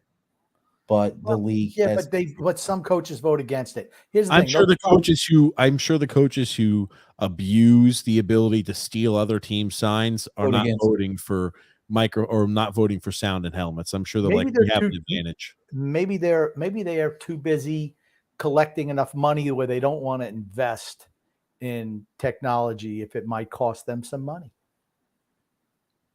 That's possible. Everything's about money. Everything's about money. All of it. When they tell you it's not about money, it's about money. It's always about money. Gugu says, is it wrong of me to be pulling for the Bucks tonight over the Bills as it will help the Jets, or should I be ashamed of myself? You root for whoever you like. Drew says, honestly, I'm not going to lie. The Celtics aren't as good as people think. I watched them play the Knicks yesterday. Celtics are very reliant on their big three, Porzingis, Tatum, and Brown. After that, they suck. I feel like a lot of the NBA teams are like that, though. Yeah, it's like that's what you need is three big players. That's what it's all about. They also got Drew Holiday, who's pretty good too, and the white kid who also plays, point guard, Devin White. I forget his first name. He's pretty good as well. They got players who can play there. And who else says Dobson Gold? Don't cream your pants, DJ. Dobson is over a point a game, leading the Islanders in points. Islanders leading scorer. On his way to how much? I'm telling you, well on the way to $10 million a year contract. And guess what? We won't have the available cap space. He's going to get bridge dealed, and we will lose him to unrestricted free agency or trade him away because our team will be in a free fall at that point. Drew says, knowing Brian Cashman, he's not going to get Juan Soto. He's going to get some jag that he hopes will become Juan Soto. Well, you know what? When you have an unlimited budget, your team should not be as bad as this. He's not a great GM. He needs to go. He's been there 20 years. Move on. Get rid of the piece of shit in the dugout and get rid of Cashman. Just get rid of them. The old man is doing flip-flops in his grave watching that team and watching Aaron Boone. Aaron Boone never would have got hired if George Steinbrenner was alive. He never would have hired some softy piece of crap like that. Never. Never freaking ever. Sorry. Drew says, TJ takes a bathroom break longer than my whole family combined. What's he doing in there? Yeah. What can I say? What? What Joseph says, guessing the fan fight segment will be good this week with the Jets and Giants playing each other on Sunday. Yeah. There it is. Freedom Fun Adventure Grump. It says, TJ is mean to one of the cats. Why is he mean to the cat? Details, Grumpy. He's just, one of the cats. They're kittens, first of all. They're kittens. And one of them is, he sees a little shadow or something. He goes after it, stuff like that. And TJ just doesn't like that cat as much as the other one. Just doesn't. Just facts. You know what? It's just tyrannical. He wants no fun in the house. That cat likes to have fun. TJ doesn't like that. He doesn't like that. I don't like cats climbing up lines and destroying things. That is correct. I think he's also jealous that TJ's jealous that the cat has more hair than he does. I'm jealous that I can't watch TV, I guess, as you are there, Grumpy, as you're trying to make informed sentences. But hey, JP says here, the Flyers look better than anybody predicted, and Dobson is having a big night tonight. Well, John Tortorella occasionally, those John Tortorella teams surprise every once in a while. And I wonder if this is one of those Flyers teams that may surprise. I don't know. I think Noah Dobson's look good. Noah Dobson's been our best defender this season. Yeah, without a doubt. It's not even close, honestly. It's not even close. Drew says the Bucks and the Nuggets are the clear favorite in the East. The Nuggets are in the West. The Knicks are honestly a sleeper team. Drew keeps on talking about the Knicks. They're probably like maybe fourth or fifth in the conference. I'll say that. I don't know if that's sleeping at fourth or fifth. It's the Celtics and the Bucks are the two top teams in the East. All righty. Yeah. JP saying, what's up? How you doing, JP? Frank says, Horvat owns all you haters. Had a goal tonight. Yeah, I saw it was from like point blank, and he just slapped at it. And well, you know what? It's a goal. Goal's a goal. It was an Anders Lee goal. That's fine. Frank says here, that's my hello to you, TJ. LOL. Hello, Big Three and super audience here. Freedom Fun Adventure says, Grumpy, what made you move to Charlotte? Answer three, or all three answer this. What are the steps that could improve the NFL? Okay, what made me move to Charlotte all those years ago? Just the cost of living up in New York. So we moved. We got married and we moved 3 days later. Didn't have a job or anything, just moved. And now let's answer. I'll be the first one. Well, go ahead. I'll let you go ahead and answer what you think could make the NFL improve. Well, I want you two to answer it first because I don't want you piggybacking off my idea, TJ. Grumpy, there must be something big going on in the game. X, I'll let you answer this here first. Remove officials. Don't take so long to review replays. Allow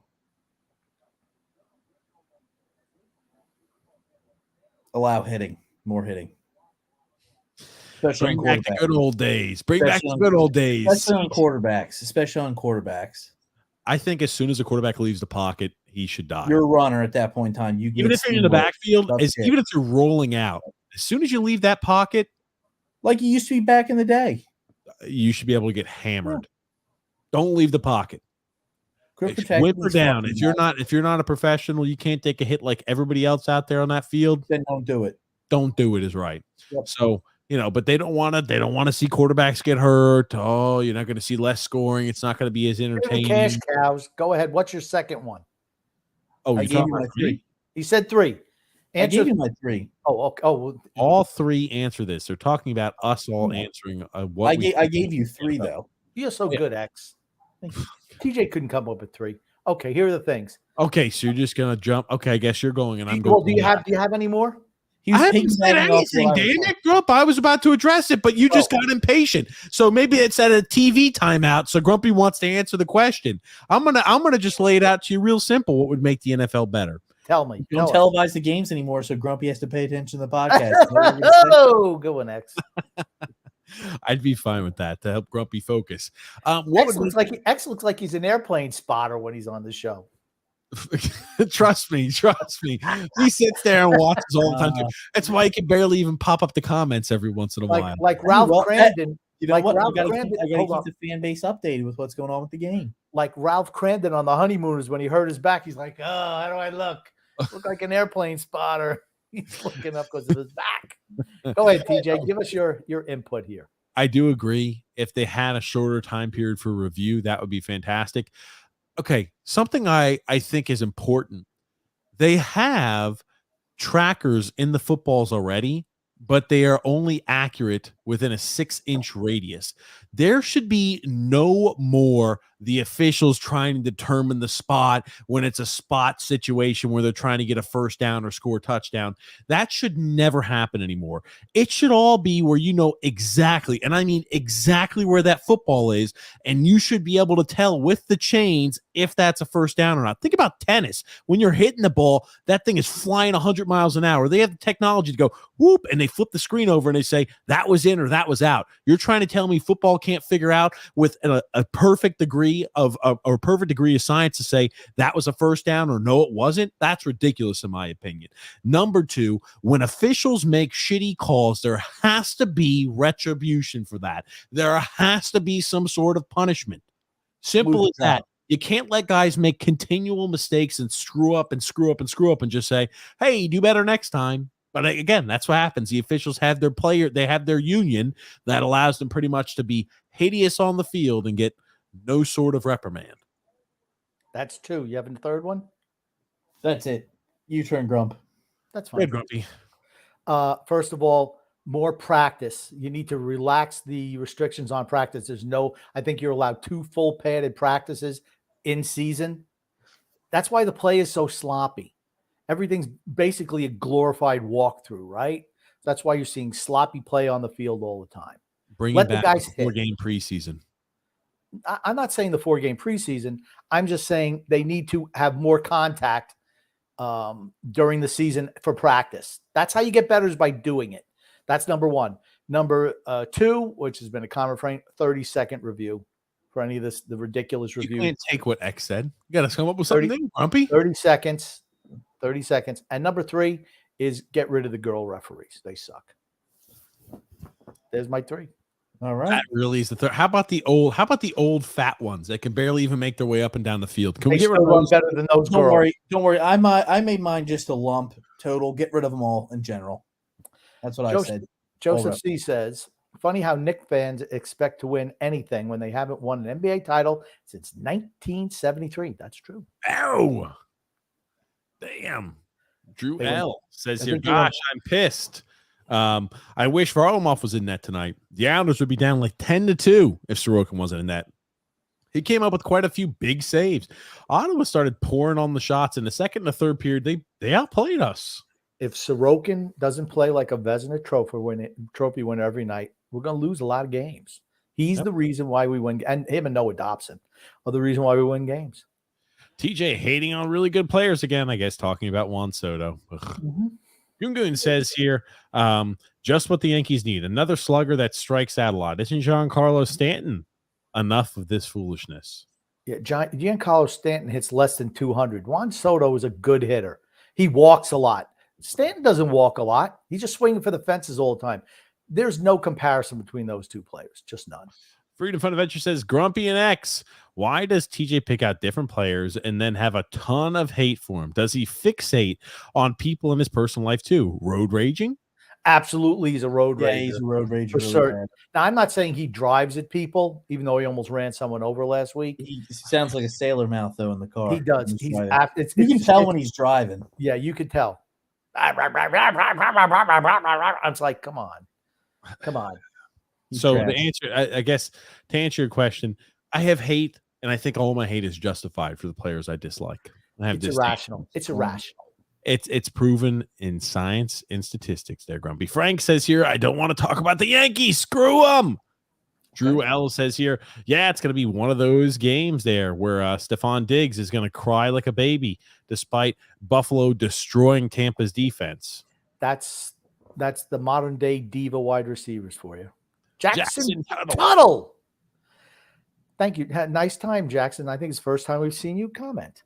Hey, TJ, as a Pitt fan now, how are we feeling about Narduzzi after losing to a third string quarterback at Wake? I like Narduzzi. He's not the problem. Well, here's the thing. He is a problem because he hired the offensive coordinator. The offensive coordinator, Signetti, is hideous. He runs such an old, antiquated offense. It's not meant to be successful in college football. He's a hideous offensive coordinator. That's why our offense has struggled ever since Kenny Pickett's left. That simple. And who is in charge of hiring him? The head coach. Signetti should be gone. And shit, your starting quarterback was changed into a tight end on week 6. The guy you spent all offseason recruiting and saying, this is the guy that's going to help our team move forward, plays a different position 6 weeks in as a super senior. Tells you all you need to know about the scouting that went into it, the implementation, the how well of a fit is he. It's bad. It's bad, Jackson. It's bad being a University of Pittsburgh guy this year. Isn't that every year though? Going It's not every year. No. Okay. Drew L. He says Shane Pinto, Calvin Ridley, and Jamison Williams need to become friends. All of them. I'll be interested to see how Pinto returns back, but Calvin Ridley has been, I'd say, average compared to what he was before the gambling. It's that Jacksonville offense is just boomer bust. Yep. It's a weird offense. Freedom Fun- he says, TJ, did you play for the University of Pittsburgh? He did not. You mentioned them a lot, and it seems like an odd team for a guy who grew up where you do and now lives in Oklahoma. He doesn't live in Oklahoma. I don't live in Oklahoma. I don't live anywhere near there. But I'm we're X and I are Oklahoma fans, and we don't live there. yeah. So He's just a historic loser. It's fine. I'm a glutton for pain. It's the reason I root for the Islanders and the reason I root for teams like the University of Pittsburgh, because I really like Clarets, the New York Mets. I mean, the list goes on and on and Giants. The Giants have been the most successful franchise I've ever cheered for. Yep. Think about that. Oh, there it is. Drew L. Says, go ahead, read this one, X. Son X wouldn't call TJ tyrannical. I think he's maniacal and tyrannical. Yeah, agreed. He's crazy. He's a loose cannon. Frank says Dobson and Horvat 2 points each. Good games for them. Clutterbuck, another good game. He's been surprisingly offensive. He's been surprising offensively, especially his passes. It's Noah Dobson and Ilya Sorokin. That's the reason why the Islanders win any games. The Dobson goal was a great pass by Matt Barzal. And what did Bo Horvat get? The Josh Bailey special. So I thought it was a nice shot down low. Okay, here's the thing. Bo Horvat is taking the Anders Lee spot. That's simple. He's going to park his ass in front of the net, jam at pucks, try to fight for loose rebounds. You need guys like that, especially playing the way we play. But Bo Horvat's Anders Lee. You looked at renewing Anders Lee for 8 years at $8.5 million per. It's like we didn't learn from the first Anders Lee contract. We had to sign Anders Lee 2.0. He's a better player than Anders Lee. Next comment. The same style. Drew L says, okay, so all it took was for Sean McDermott to finally utilize Dalton Kincaid, and now Josh Allen is playing like the old Josh Allen again. Okay. Here's the problem with Sean McDermott. Kincaid, they drafted him in the second round. He's the better offensive talent, and it wasn't until what's his first name? Knox's first name. Dawson. Dalton Knox goes out with an injury. He's had broken wrist or something. He's going to be out for who knows how long. So finally, Dalton Kincaid gets a shot, and he's a better pass catcher. He played really well tonight. Really well. Here's the thing: they don't have an underneath game. That's the problem. They don't. It was just Diggs. I know that Gabriel had a touchdown today. Gabe Davis did, yeah. Yeah, Gabe Davis had a touchdown today. But it's me when you have to have defenses guessing. It makes your team better, right? They had they didn't have Cole Beasley or Isaiah McKenzie. They had nobody underneath. I still think they need somebody like that. But if Dalton Kincaid can be that for them, it just makes them more potent offensively. I'll say, TJ, you want to shit on Baker all the time, dude? He's made some pretty good throws today, and his wideouts just drop the ball right in their hands. I'll bet you that Mike. How do you know whether he's dropping football? They're dropping football script because I got the game on. I had the game on. G'day, X. You think I'm afraid? I'm not afraid. Drew says, Shitty job, X. Drew says Lou and the whole team better give Sorokin free pedicures after tonight. He's the reason the Islanders won this game. He's the reason why they win most games is when he's in there. The only time they win is because of his performance. That's it. Nick Azzato says, how long can Lambert play Pulak, Dobson, and Pellick 20-plus minutes a game? Under 7 for Bolduc. I think you can do that all year. Dobson played 27 minutes tonight. 27. Yep, I think it was a career high ice time for him in a regular season. You know what? He should be playing that much. He can do it. Drew says, I remember when Dwight Howard was made fun of for having sex with transgenders like 7 years ago. Those memes were glorious too. Goon says, my earlier comment about the Islanders sucking tonight. TJ, try to pull up all the penalties they committed in the first 2 periods. And also that canceled out their own power plays. Yeah, they did a lot of that. It was like they get on the power play, Kyle Palmieri takes a high sticking penalty 3 seconds into the power play opportunity. It's just like, what the hell? Now, did Cal Clutterbuck lay a really nasty hit on somebody today? I didn't see it. Oh, you didn't watch any of the game? No, I DVR'd it. I had the football game on. Drew L says here, TJ has a sailor mouth. Absolutely. Freedom Fund Adventure Grump. A gutter mouth. Freedom Fund Adventure says, watch that Special Forces show and all the former athletes and celebs are really messed up people, beyond normal messed up. I would say Joe Strummer and a few football players were the best. Joe Strummer is dead. So I know it wasn't Joe Strummer. Goon. If it was Joe Strummer back from the dead, he is pretty messed up. He's dead. He's been dead for years. Goon says, Grumpy, I watched The Big Chill the other night. When you really think about it, wasn't that a really stupid movie? Was there anything redeeming about it besides the strength of its soundtrack? For those who don't know about The Big Chill, it's about a bunch of friends who come together after one of them, who was actually Kevin Costner, commits suicide, and they re-examine their lives and their relationships. It was a big deal when it came out in the 1980s. I haven't seen it in forever. It's been forever since I've seen it. So I don't know if it's really stupid. It is what it is. Here's the Cal Clutterbuck. This sent to a hospital. I think Brandstrom to the hospital here. It's the impact of Brandstrom, not on the hit, but on the landing on the ice, because his legs went straight up, and there was no way to protect himself. And you can see he's out on contact. So. That's not on Cal, right? No, it's not. That's a clean hit. Yeah, that puck is way gone when he hits him. Way gone. Oh, so you think Cal should not have hit him? Absolutely not. That puck's long gone when he hits him. Long gone. Replay it. I'm not sure if this is in slow-mo. It's in slow motion. Puck's gone. Absolutely. The puck is gone. It's a late hit. It absolutely is. Absolutely. Like 2 or 3 more strides. He definitely could have pulled up. He didn't absolutely. Need to get him there. I'm gonna run him. That's what he said. That's I what wonder he if does. that happened to Matt Barzal, if our fans would be yelling and screaming. I don't even know if they talked about it. I didn't watch it live. I did hear about this, but I wasn't sure kind of what the take was and what people thought.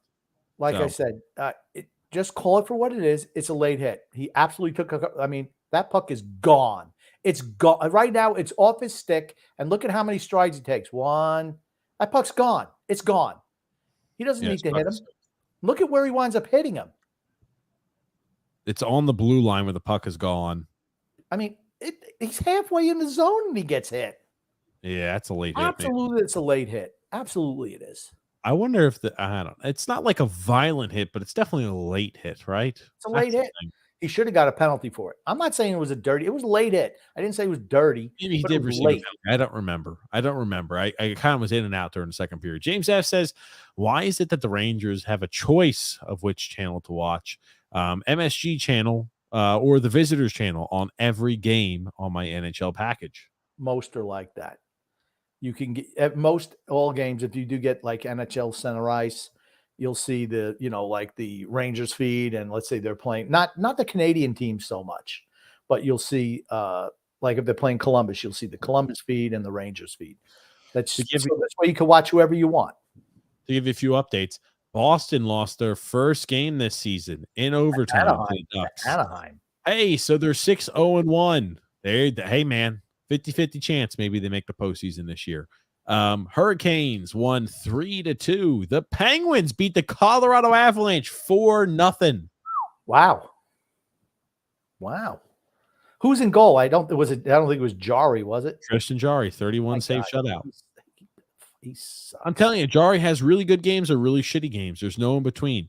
Hey, remember that Tampa Bay Lightning team that wasn't going to make the postseason probably because they're missing Vasilevsky? Well, they won 6-0 again today. Wow, Johansson a shutout. Whoa, no way. Okay, Johansson's not great in goal. Okay, here's the thing. They're 4-2-2.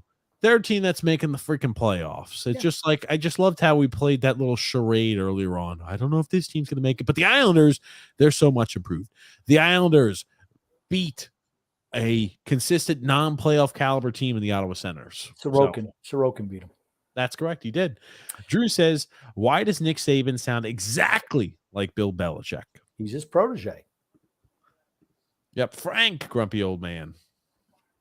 What a great job by Cizikas to outwork 3 Ottawa players and make an amazing pass to Clutter when he was streaking. And Horvat had another great game. Okay. I thought it was just, I don't know. It was like a lunch pail type game for him to me. But Gungun says here, Wallstrom is still an invisible man. Is he being Josh Hosanged? Or is he being Josh Hosanged by Louis P. Lamarillo? He's playing on the third line. I mean on the fourth line. They moved him to the fourth line. He started off on the third line, and through the second period, they moved him back to the fourth line again. I don't get it. I don't get it. I don't get it. I was about to say, yikes. They don't care about him. Ex-legend. Texas on upset watch yet again this weekend at home to BYU with a backup quarterback. How's your Heisman bet for Ewers doing in Vegas, TJ? He's injured. Well, that means you're not winning the Heisman. Okay, but before, if he stays healthy, he wins the Heisman. Who's it going to be? Is it going to be Arch Manning, or is it going to be? They're going to be splitting time. Okay, it's not. They said they're both sharing reps in practice for the week. That's what it's different. Okay, that's different than who's going to be playing. Just because you're taking and splitting reps, the Malik Murphy he was a 5-star recruit, if I'm thinking right. A 5-star recruit. Now you're going to make me pull this up here. It's going to be Manning. If he can do it, it's going to be Manning. He's the big recruit. It's going to be him. If he's even close to the other guy, he will play. Okay. I'm just going to put it to you like this. Who knows who it will be? Texas will win. And Quinn Ewers will be back the next week. Goon, Grumpy. Grumpy, which Neil Young classic sums you up best? Old Man or Heart of Gold? It's Heart of Gold. Tony G says, quarterbacks are football players too. So are kickers and long snappers and punters. And corners and wide receivers, yeah. Don't get me started. X, we got another comment here. Tony Cheese, I guess. I thought you were removing them because I keep going to change the comments. And you keep clicking on them the whole entire time. Why are you clicking on him, TJ? He's in charge of the comments, not you, you tyrannical son of a bitch. Because he's doing shit like this, not paying attention. Here I am getting ready to showcase something I want to talk about, but X is over here taking a siesta. What's going on, X? Tony Cheese. Tony Cheese says TJ would allow offensive linemen to hold create roughing the offensive lineman penalties and make offensive linemen the highest paid players in the game, I don't think you're too far off. Hey, if you had a solid offensive line across the board, you're not losing games. That's simple. Derek Monroe. I'll do X's job because he's too busy being an airplane. Oh my God. You just blew out the secondary comment you got rid of that we didn't get to read. That I already had up. Way to That was go, up TJ. already. Good job.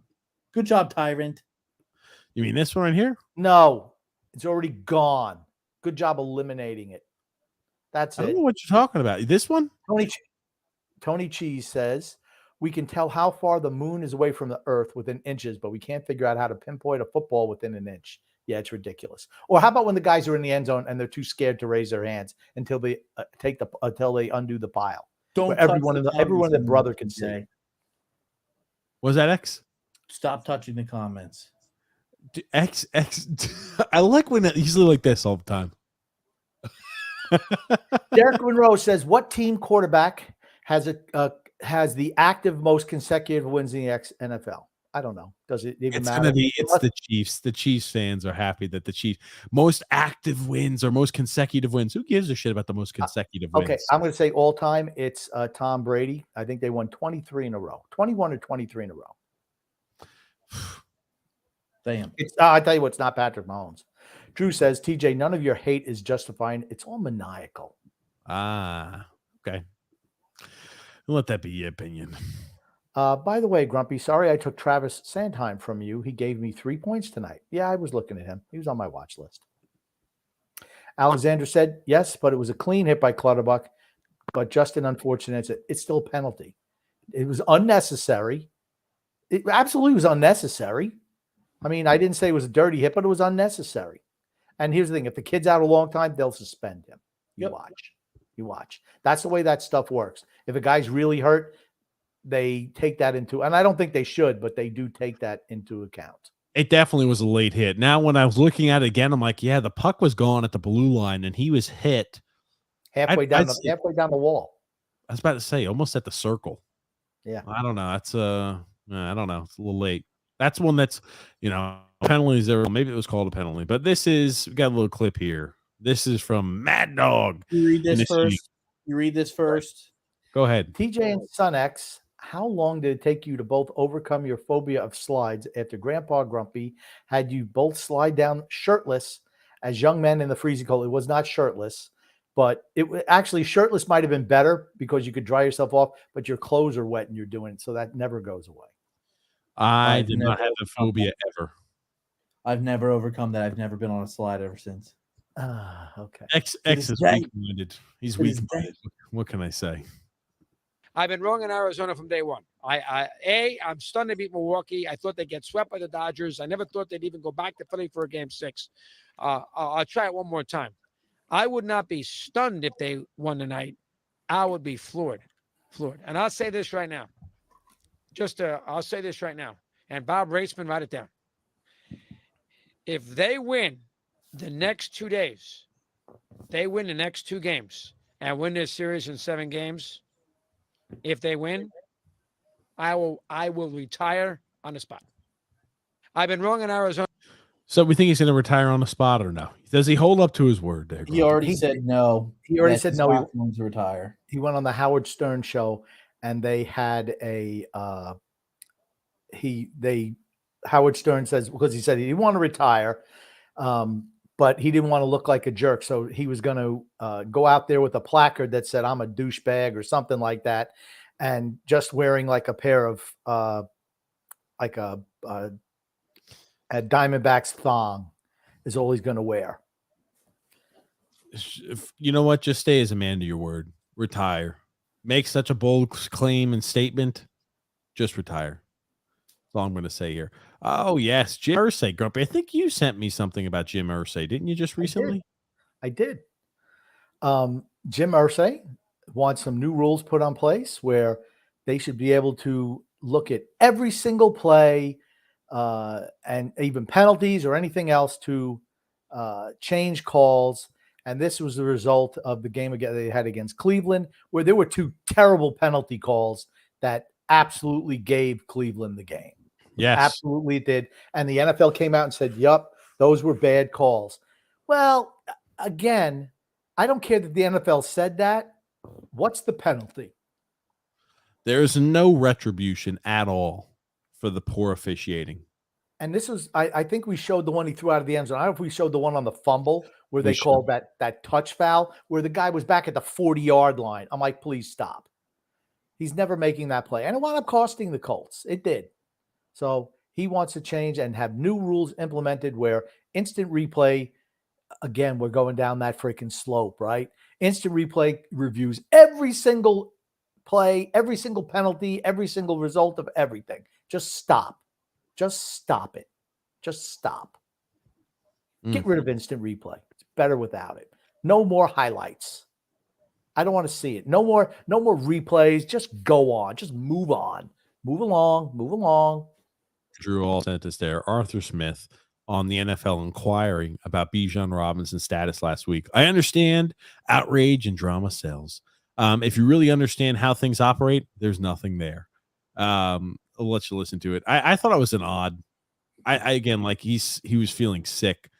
I've never known that to keep somebody from playing. He played. He had one. He played carry. like 3 snaps. Yeah, well, he was sick. Guys, what get the sick. fuck do you mean you're sick? I'm gonna let you know something. I bet you he was hungover as shit.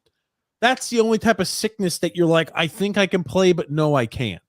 What type of sickness is there? Yeah, apparently they said that he's had problems already with him getting wasted a lot. I told you this the day it happened. I said, if you see that they're talking about Bijan Robinson, like, we're considering other options, where he's on the table for trade, we're looking to improve this, or we're looking to do that. He needs to study harder in the film room. Any piece of criticism they throw at him is 100%. He's getting hammered, pissed drunk on the week, on days before games, and he's coming and not playing the way he should. Okay. He's still playing really well. Honestly, I think he's up for Offensive Rookie of the Year. I think he's not playing very well. He's not getting as many touches. That's because he's probably hung over his shit during games. Oh my God, come on! I'm telling you. But I remember when Clinton Portis came to speak about no doing drugs, alcohols, and tobaccos, and Clinton Portis came up there and he said, "What was the best game you ever played in your career?" He looks around. He's like, I probably shouldn't say this, but it was my rookie season. It was right before the week that the rookies took out the old veteran players to go show them a good time. He got hammered drunk the night before. He was so hungover. He was throwing up all day Friday, Saturday, and Sunday morning. He was throwing up. He couldn't stop throwing up because that's how hungover he was, and he was still drinking. And then he wound up having the best game of his career. Players do that shit where they're going to drink before game days and be hungover as hell for game day. Would it shock me if he's doing that? Absolutely not. Okay. All I'm going to say is the NFL is making this big investigation because of gambling. That's what it is, because gamblers lost the sports books lost a lot of money. That's what wound up happening because he didn't wind up playing and he wasn't on the injury list before the game. That's what it was. Maybe, sometimes you just get sick. Okay. Look at the last few weeks for Bijan Robinson. He hadn't done anything the last few weeks. Have you seen that? He's not getting a lot of touches. 14 touches a game, and he's getting like 40 yards. That's not, I'm telling you, Grump. His numbers this year in general have not been good. Look at them. Hold on, I'll show it to you. I don't know what's going on here. I'll show it to you here, Grump. It's not good when you look at the numbers. Just not. Here's not getting the touches. 1 carry, 3 yards against Tampa. 13 carries, 37 yards against Washington. 14 carries, 46 yards against Houston. 14 carries, 105 yards against Jacksonville, and 10 carries, 33 yards against Detroit. Look at earlier. He's not playing well. He's not playing well. They're throwing the ball a lot more. I mean, all they were doing was running it earlier. What about the rest of the year? That's not the whole year. 81 carries, 404 yards, averaging about 5 yards a carry. He's got 404 yards, and I'll exclude this last game where he played one snap. 404 yards in 6 games is nothing to write home about. How many guys have more yards than that in 6 games? How many guys are averaging 70 yards a game rushing anymore? They just don't do it. Game has changed. Look at how many catches he has. Derrick Henry would probably be one of the only few players who would do that. I don't think he has 404 yards rushing this year, Derrick Henry. Okay, I'm just letting you know. I cannot believe you're way off on this one. Christian McCaffrey's kicked this season too. Let me He's the pull best running back in the league. Yeah, stop. Okay, with the exclusion of the best, honestly, the best player in the league, pick somebody else. Zach Martin has 523 yards. Zach Martin, he's a freaking guard. He's a guard. Zach Moss, I'm sorry. Zach Moss has 523 yards in 6 games played. DeAndre Swift, 514 yards in 7 games. ETN, behind the best offensive line in the league. Okay. Mostert and think about this. The other guy, Devin Akine. Is that how you pronounce his name? A-Chain. Okay, he's played 4 games and has 460 yard rushing. It's early yet in the season. Okay, Bijan Robinson's not. Bottom line, Bijan Robinson's not played like they were expecting him to play. They're one of the worst teams in the league, right, Atlanta? You know, you're not picking in the top 10 because you're a good team. They're 4-3. They're leading the division. You know that, right? They're playing stall football. It helped, and They're you know what also leading the division. It helps when you don't have to load the box up against when other teams don't have to load the box up all the time because, well, hey, guess what? They have offensive weapon threats other than a running back, like Miami, who has Tyreek Hill, the fastest wide receiver in the league. So guess what? Hey, you know what? We can't load up all of our guys in the box because they can beat us deep with Tyreek Hill. Gives those guys more of an opportunity to have more weapons. Sure. All I'm saying is this: the expectations when you get drafted as an early first-round pick as a running back, you should be producing. Simple. But I guess you say Saquon Barkley was a bust then, right? I've been saying that for years. Oh my God. Let's continue with comments. And I'll let you star more up X if you want me to go ahead and handle these. Andrew L says here, I guess we don't know what finishing our checks are. He's halfway down the wall from where the puck left. It's absolutely a penalty. Finishing your check is hitting the guy when the puck gets released, not taking an extra 2 strides and running him into the wall. I'm not saying it was dirty yet. It was absolutely a penalty, though. Absolutely. With dire results. We'll get caught up here on the rest of the memes here. This is what Drew just sent us there, Grumpy. Vailoa when he plays a team above 500. Who is that back there, Grumpy? Who is that a freeze frame of? I don't know. Was it the quarterback? Yes. Oh, I know this is like Tua in like the reverse mirror picture. Is that Josh Rosen? Oh, is that Josh? That might be Josh Rosen. That's what it looks like to me. Okay, maybe it's Josh Rosen. Okay. I remember when he came out in the draft and said that he was going to be a better player than Tom Brady. I don't remember that. But that's always a mistake. No one's better than Tom Brady. Chris Olave when the Saints told him to go full speed with Carr. That's right. He got arrested for traveling 70 and a 35, right, Grumpy? He was 30. He was 35 miles and over the speed limit. Is what he was driving. Shit. Very poor choice of words. And I threw him off the edge there. The Titans trading Kevin Bayard to the Eagles. Oh gosh, it's a SpongeBob meme here. If you had to choose between SpongeBob and all the money I have in my pocket, which would you take? That depends. How much money are we talking about? Mr. Krabs, 62 cents. I'll take the money. Mr. Krabs! Here you go, Krabs. 62 cents. Next up, Davy Jones' locker. I actually like that. That's not bad. Oh, gosh. Bijan Robinson fantasy owners looking for Arthur Smith after the game. Oh, gosh. Just want to talk to him. I just want to talk to him. I just want to shoot him. I just want to talk to him. Oh, that's a good one there, too. You missed the whole beginning. We couldn't hear any of what they were saying early.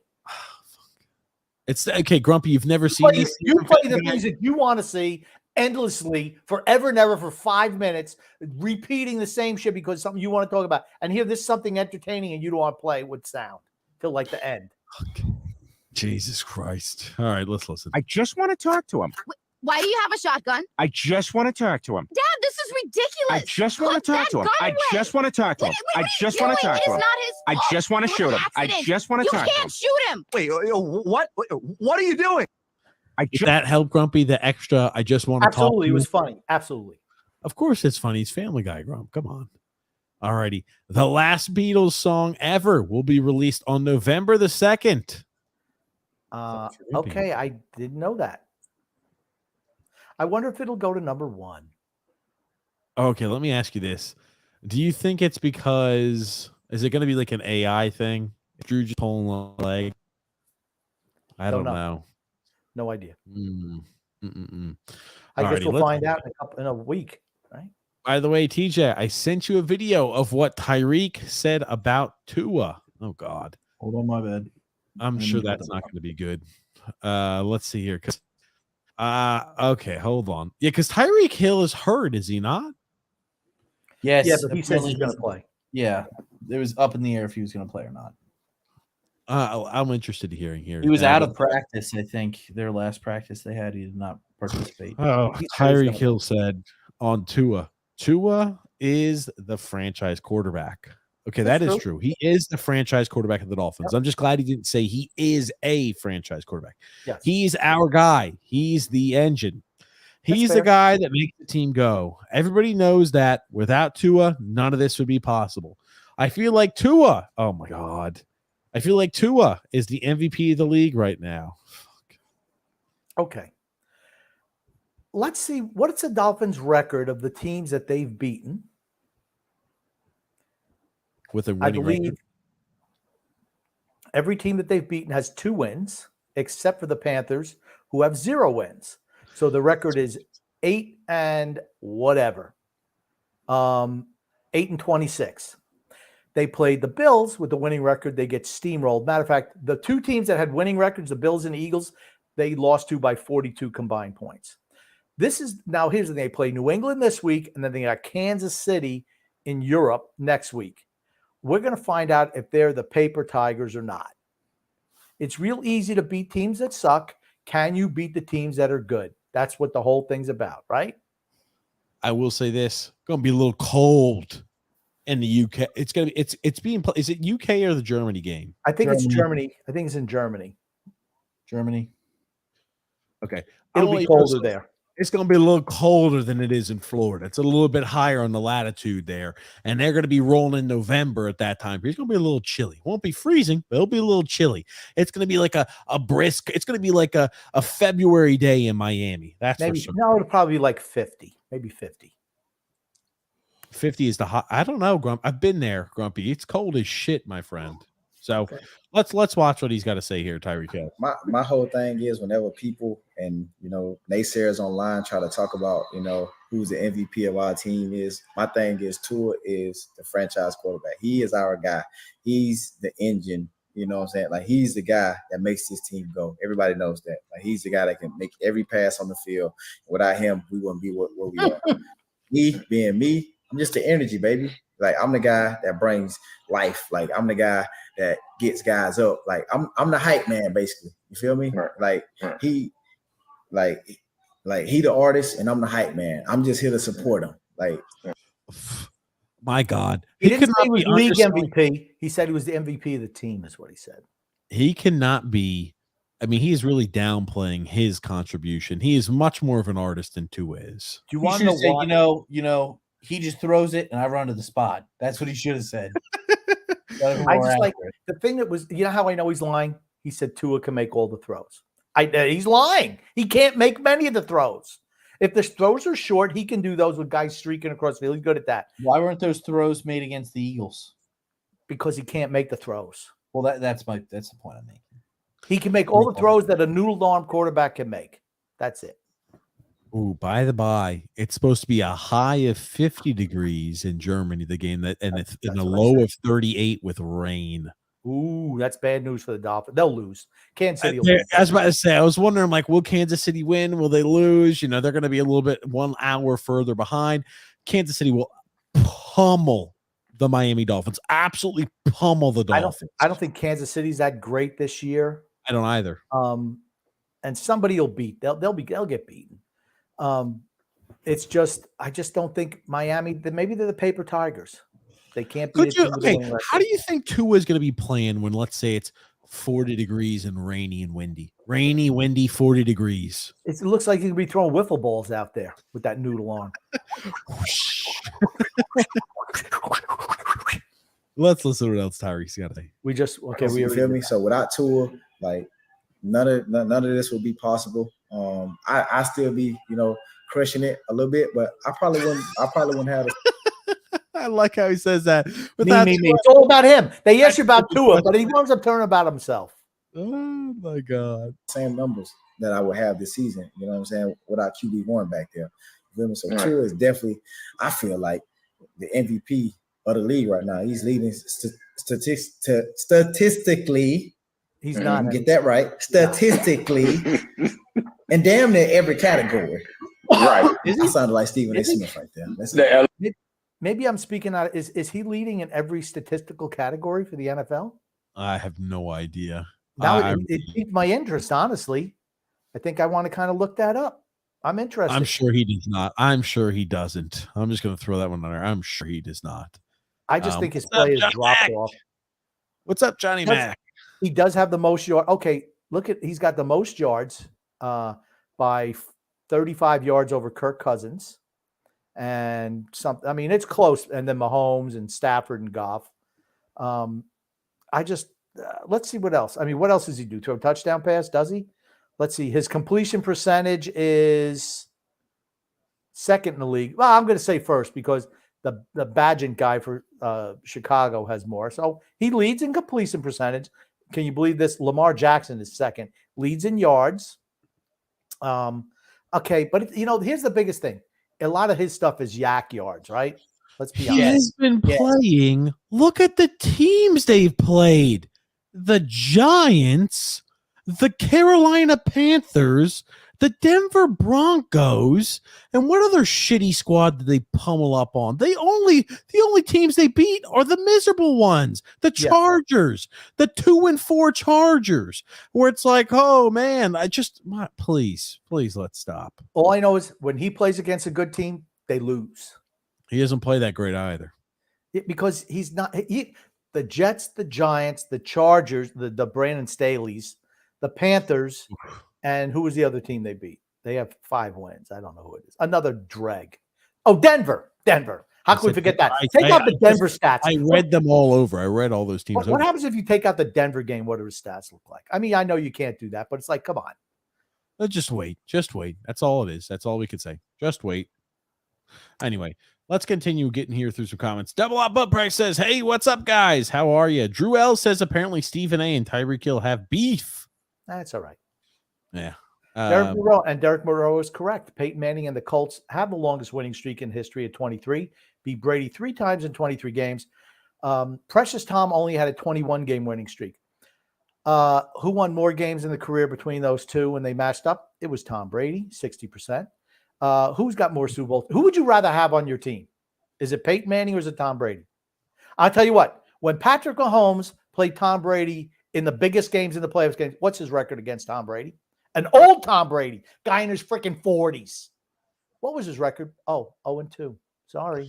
Talking about Patty Mahomes? I'll say I would rather have Peyton Manning when it comes to blocking field goals because his head would be pretty good if you lined him up. Peyton Manning was a really good regular season quarterback. Really good. He was a choke artist in the playoffs. Absolutely.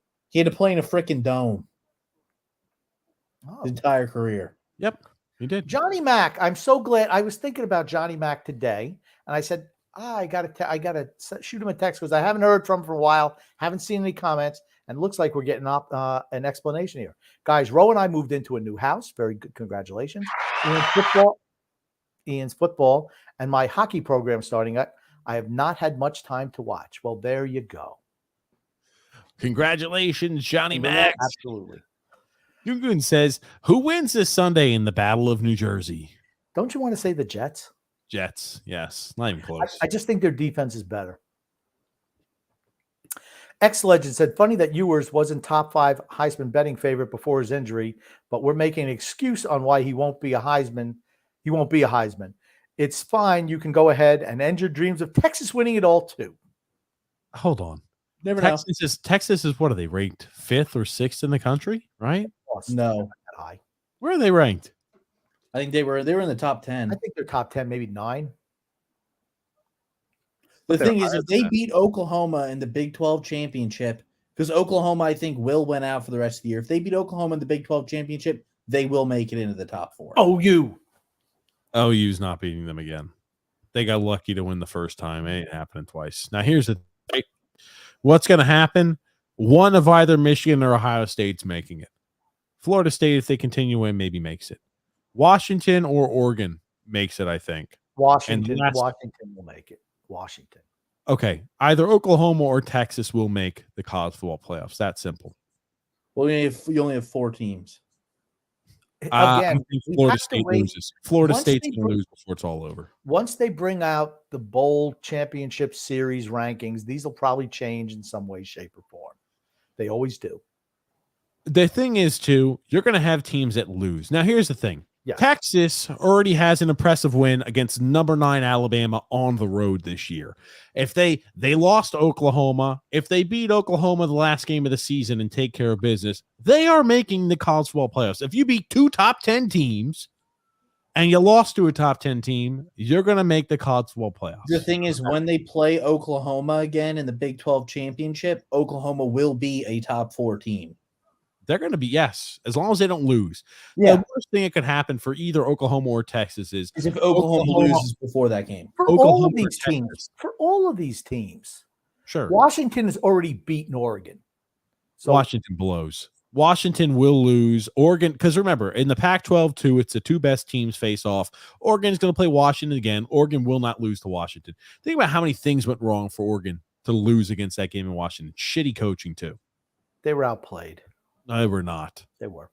They were not. Next. Drew says, since Deke.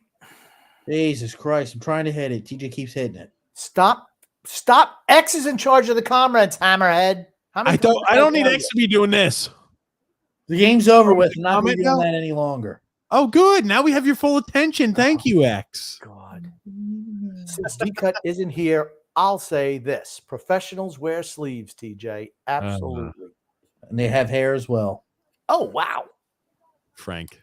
And Frank from Empire State says he skates, he makes passes, he shoots great, he wins faceoffs, he back checks. Lee can't do none of that. Yes, he can deflect pucks. If he does it all, freaking millennials making the world stupid. Absolutely. Bo Horvat is so much more, so much better of an overall player than Anders Lee. Just is. Drew says, and Arthur Smith seemingly likes Algier and Jonnu Smith more than guys like Bijan and Kyle Pitts. That's the signs of a bad coach. The only reason Atlanta's 0-3 is because Atlanta's defense is good. Or 4-3, I think is what he wants to say. Yeah. I just don't like the hat with the sweater and the short sleeve shirt. I just think it looks just something's off about it. I don't know. Drew L. Grumpy. Or maybe TJ, Bijan is being limited because Arthur Smith is just a bad coach. Remember last year it took him 14 weeks for him to finally bench Marcus Mariota, who's arguably played worse than Ritter. Okay. Bijan Robinson should be performing. He's not. Just not. Simple. Johnny Mack says, with things slowing down, I'll be able to watch again. Auburn by 14 over Mississippi State. Let's go. Johnny Mack. Freedom Fund Adventure. No, Grumpy. I ran out of space. Strummer was by far the best person, human celebrity I have known.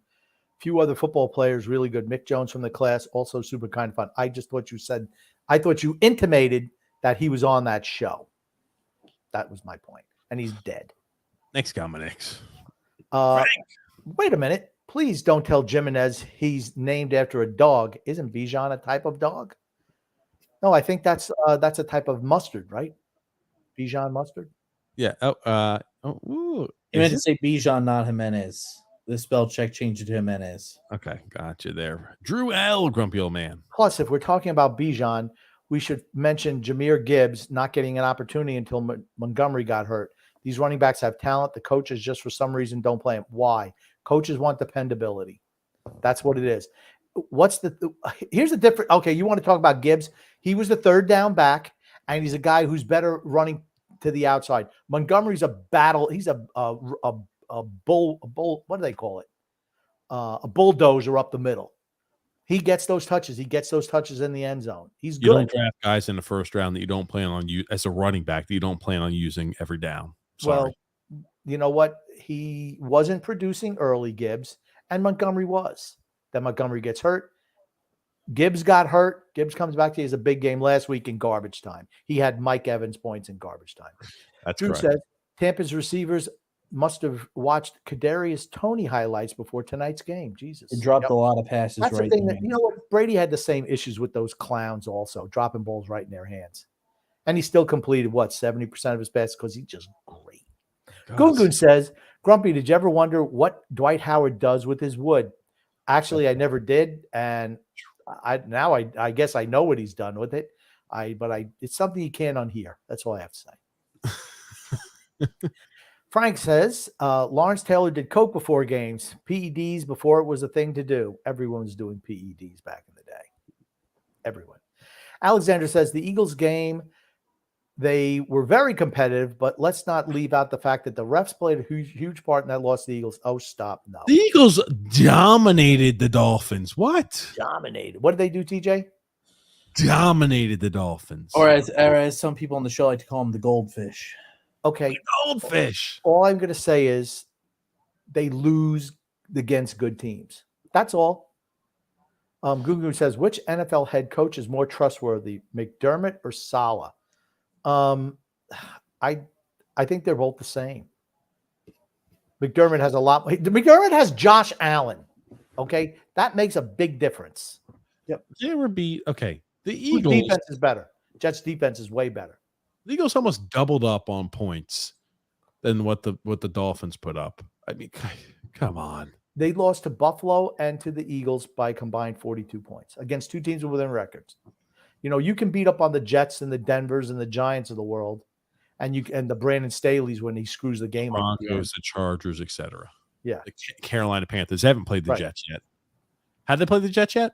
Dolphins? I think they did. I think they played them once and beat them. Did they not? I don't know. I don't remember. know either. Drew says, I did find something about Tua that was interesting. Well, that's unbelievable. He must have been one of those guys scouring the internet like for Dwight Howard stuff. How do you find anything interesting about him? All right, he's what scouts were worrying about CJ Stroud's game come draft day. Tua is a one-read quarterback. If his first read isn't there, he's effed. End of story. Is true. He doesn't have an arm to.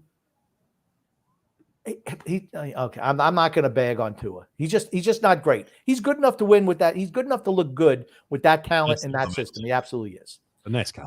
Drew says he's lucky he's got a track team around him, just like at Alabama. True. Yeah, helps.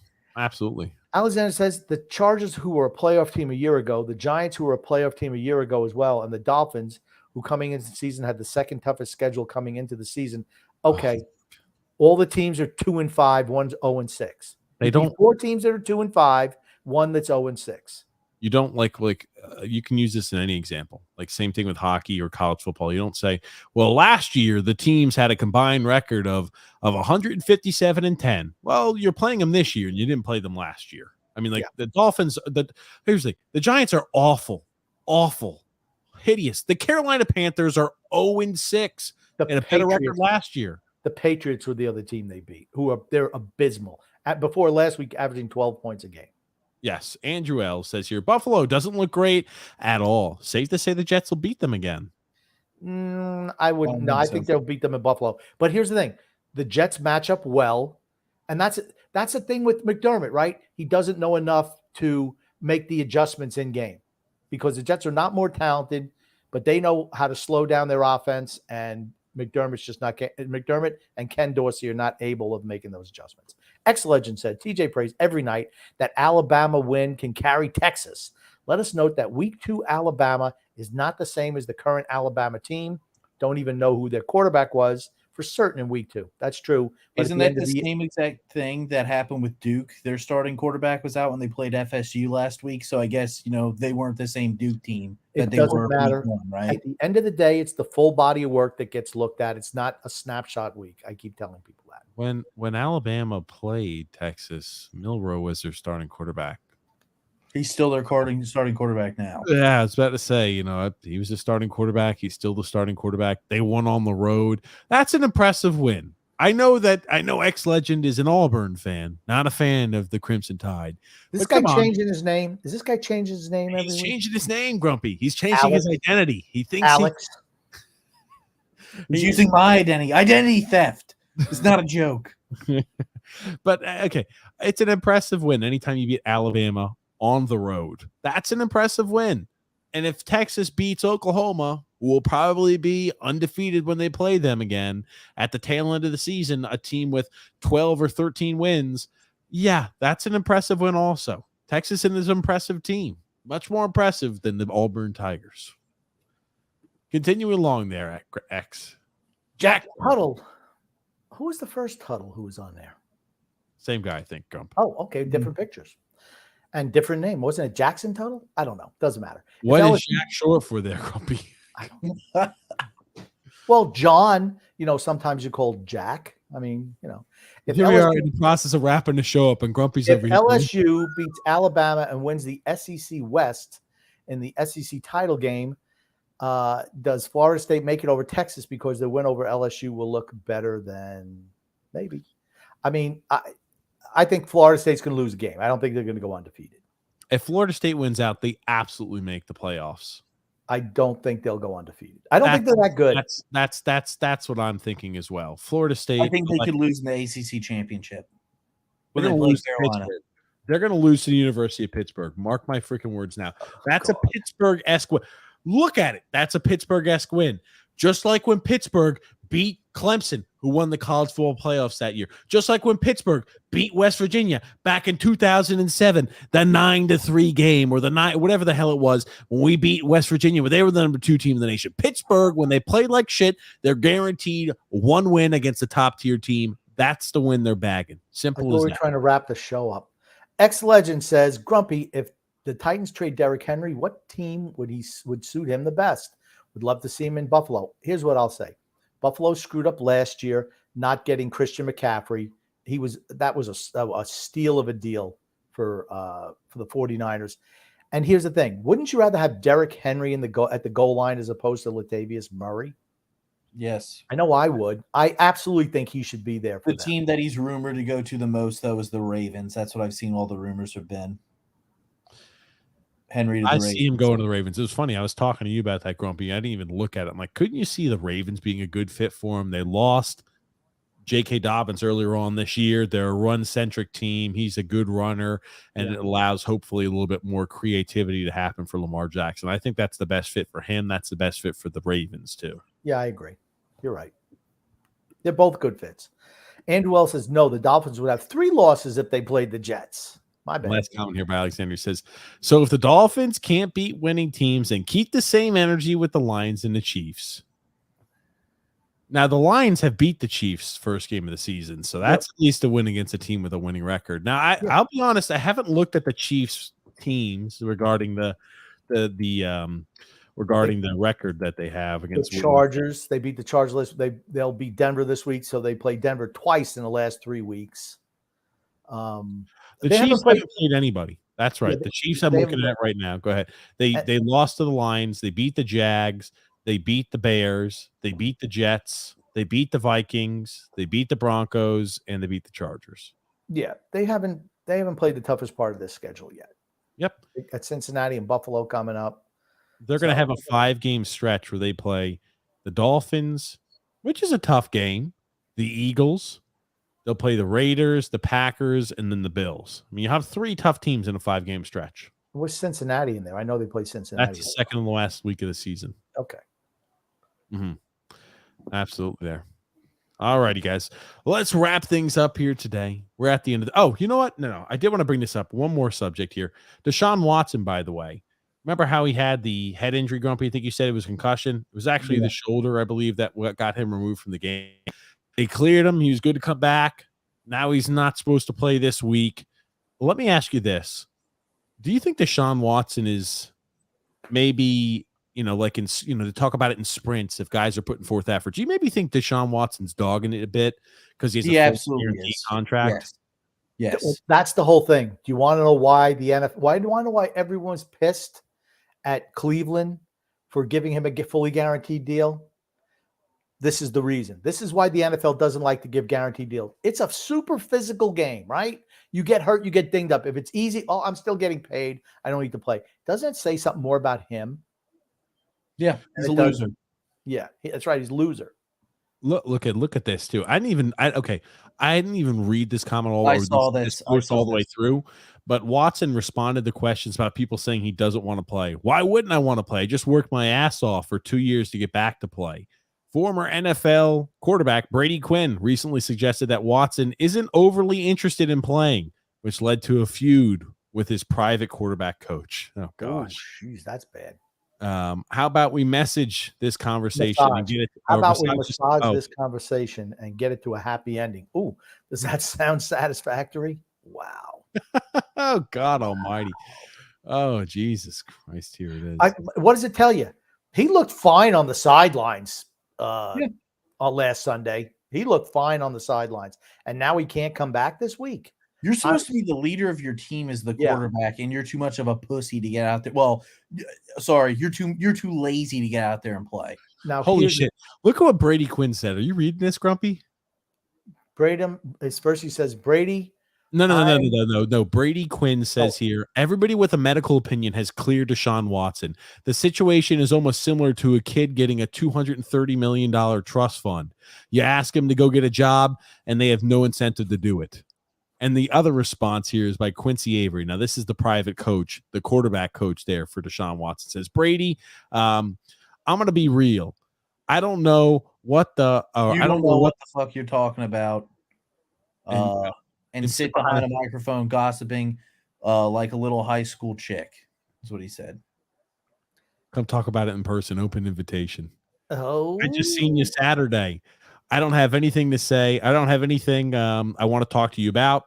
I'm telling you, you're talking about things you don't know. Talking on another man who doesn't know or who doesn't know you is weak. What the fuck? Terrible English. Okay. Well, I didn't see it. Point being, okay, and that's when he chimed back with the massage comment. Okay, that's the problem I have had. He's been cleared to play. He's been cleared for like 2 weeks to play. And The expectation was as soon as the bye week was over, his shoulder's healthy enough to come back and play. Took an extra week off. He came back, played 4 drives, threw a pick, and went 1 for 3 passing the football. Then said, my shoulder's bothering me. He didn't go back in the game. He didn't even land on his shoulder after the play. He didn't land on his shoulder. I know. He just said his shoulder's still bothering. They tried to make an excuse that he banged it back because he didn't. He fell on his back. Here's the thing. And he stood there on the sidelines. I don't think he wants to play. No, he doesn't. He's guaranteed a lot of money. He sat out for a couple of years. He's like, I don't need this. He's like, screw this. I'm just going to take my money and run. He's got the He's not been the same quarterback that he was back with the Houston Texans. He's not been the same quarterback since Bill O'Brien was the head coach. Pre-massage Deshaun. Yeah. He hasn't been the same quarterback post DeAndre Hopkins. When you have a wide, we talk about the same thing with Tua. When you have a wide receiver, and DeAndre Hopkins during that time period was top 2, top 3 wide receiver in the NFL, not even close. Yeah, but everyone was gone after. It wasn't just DeAndre Hopkins. That team was bad after they left. And then what's his name was gone. He never played after O'Brien was gone.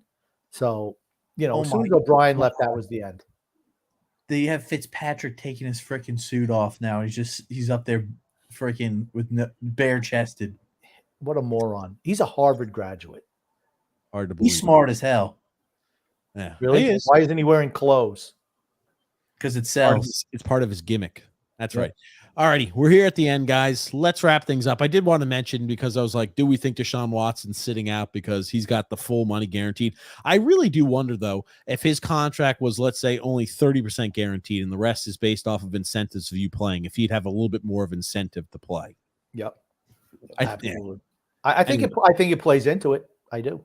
When he mentioned, I fought my ass off 2 years to get back to play. Well, you fought your ass off for 2 years so you can get a contract. Yes. That's what you did. And then you got a fully guaranteed $230 million contract, and you haven't been playing the same way. He was screwed by the NFL. He absolutely was. Yeah. But that being said, if he didn't get himself in the jackpot with all those women, it wouldn't have happened. He was looking to shoot his way out of Houston even when he was there. He didn't want to play there. Yep. Well, let's wrap the play, period. Yep, I think he's done. Fully guaranteed contract, $230 million. You can't spend that in a lifetime, I feel like. Maybe Deshaun will find a way with his massage habit. But let's wrap things up here, guys. Grumpy, what do you want to say before we wrap things up here today? I want to say love and laughter to everyone who listens and even those who don't, from TJ, the grumpy old man, and Son X. And Son X, what do you want to say before we wrap things up here today? Just want to thank everybody for coming out and listening. Had a great show, and we will see you guys next time.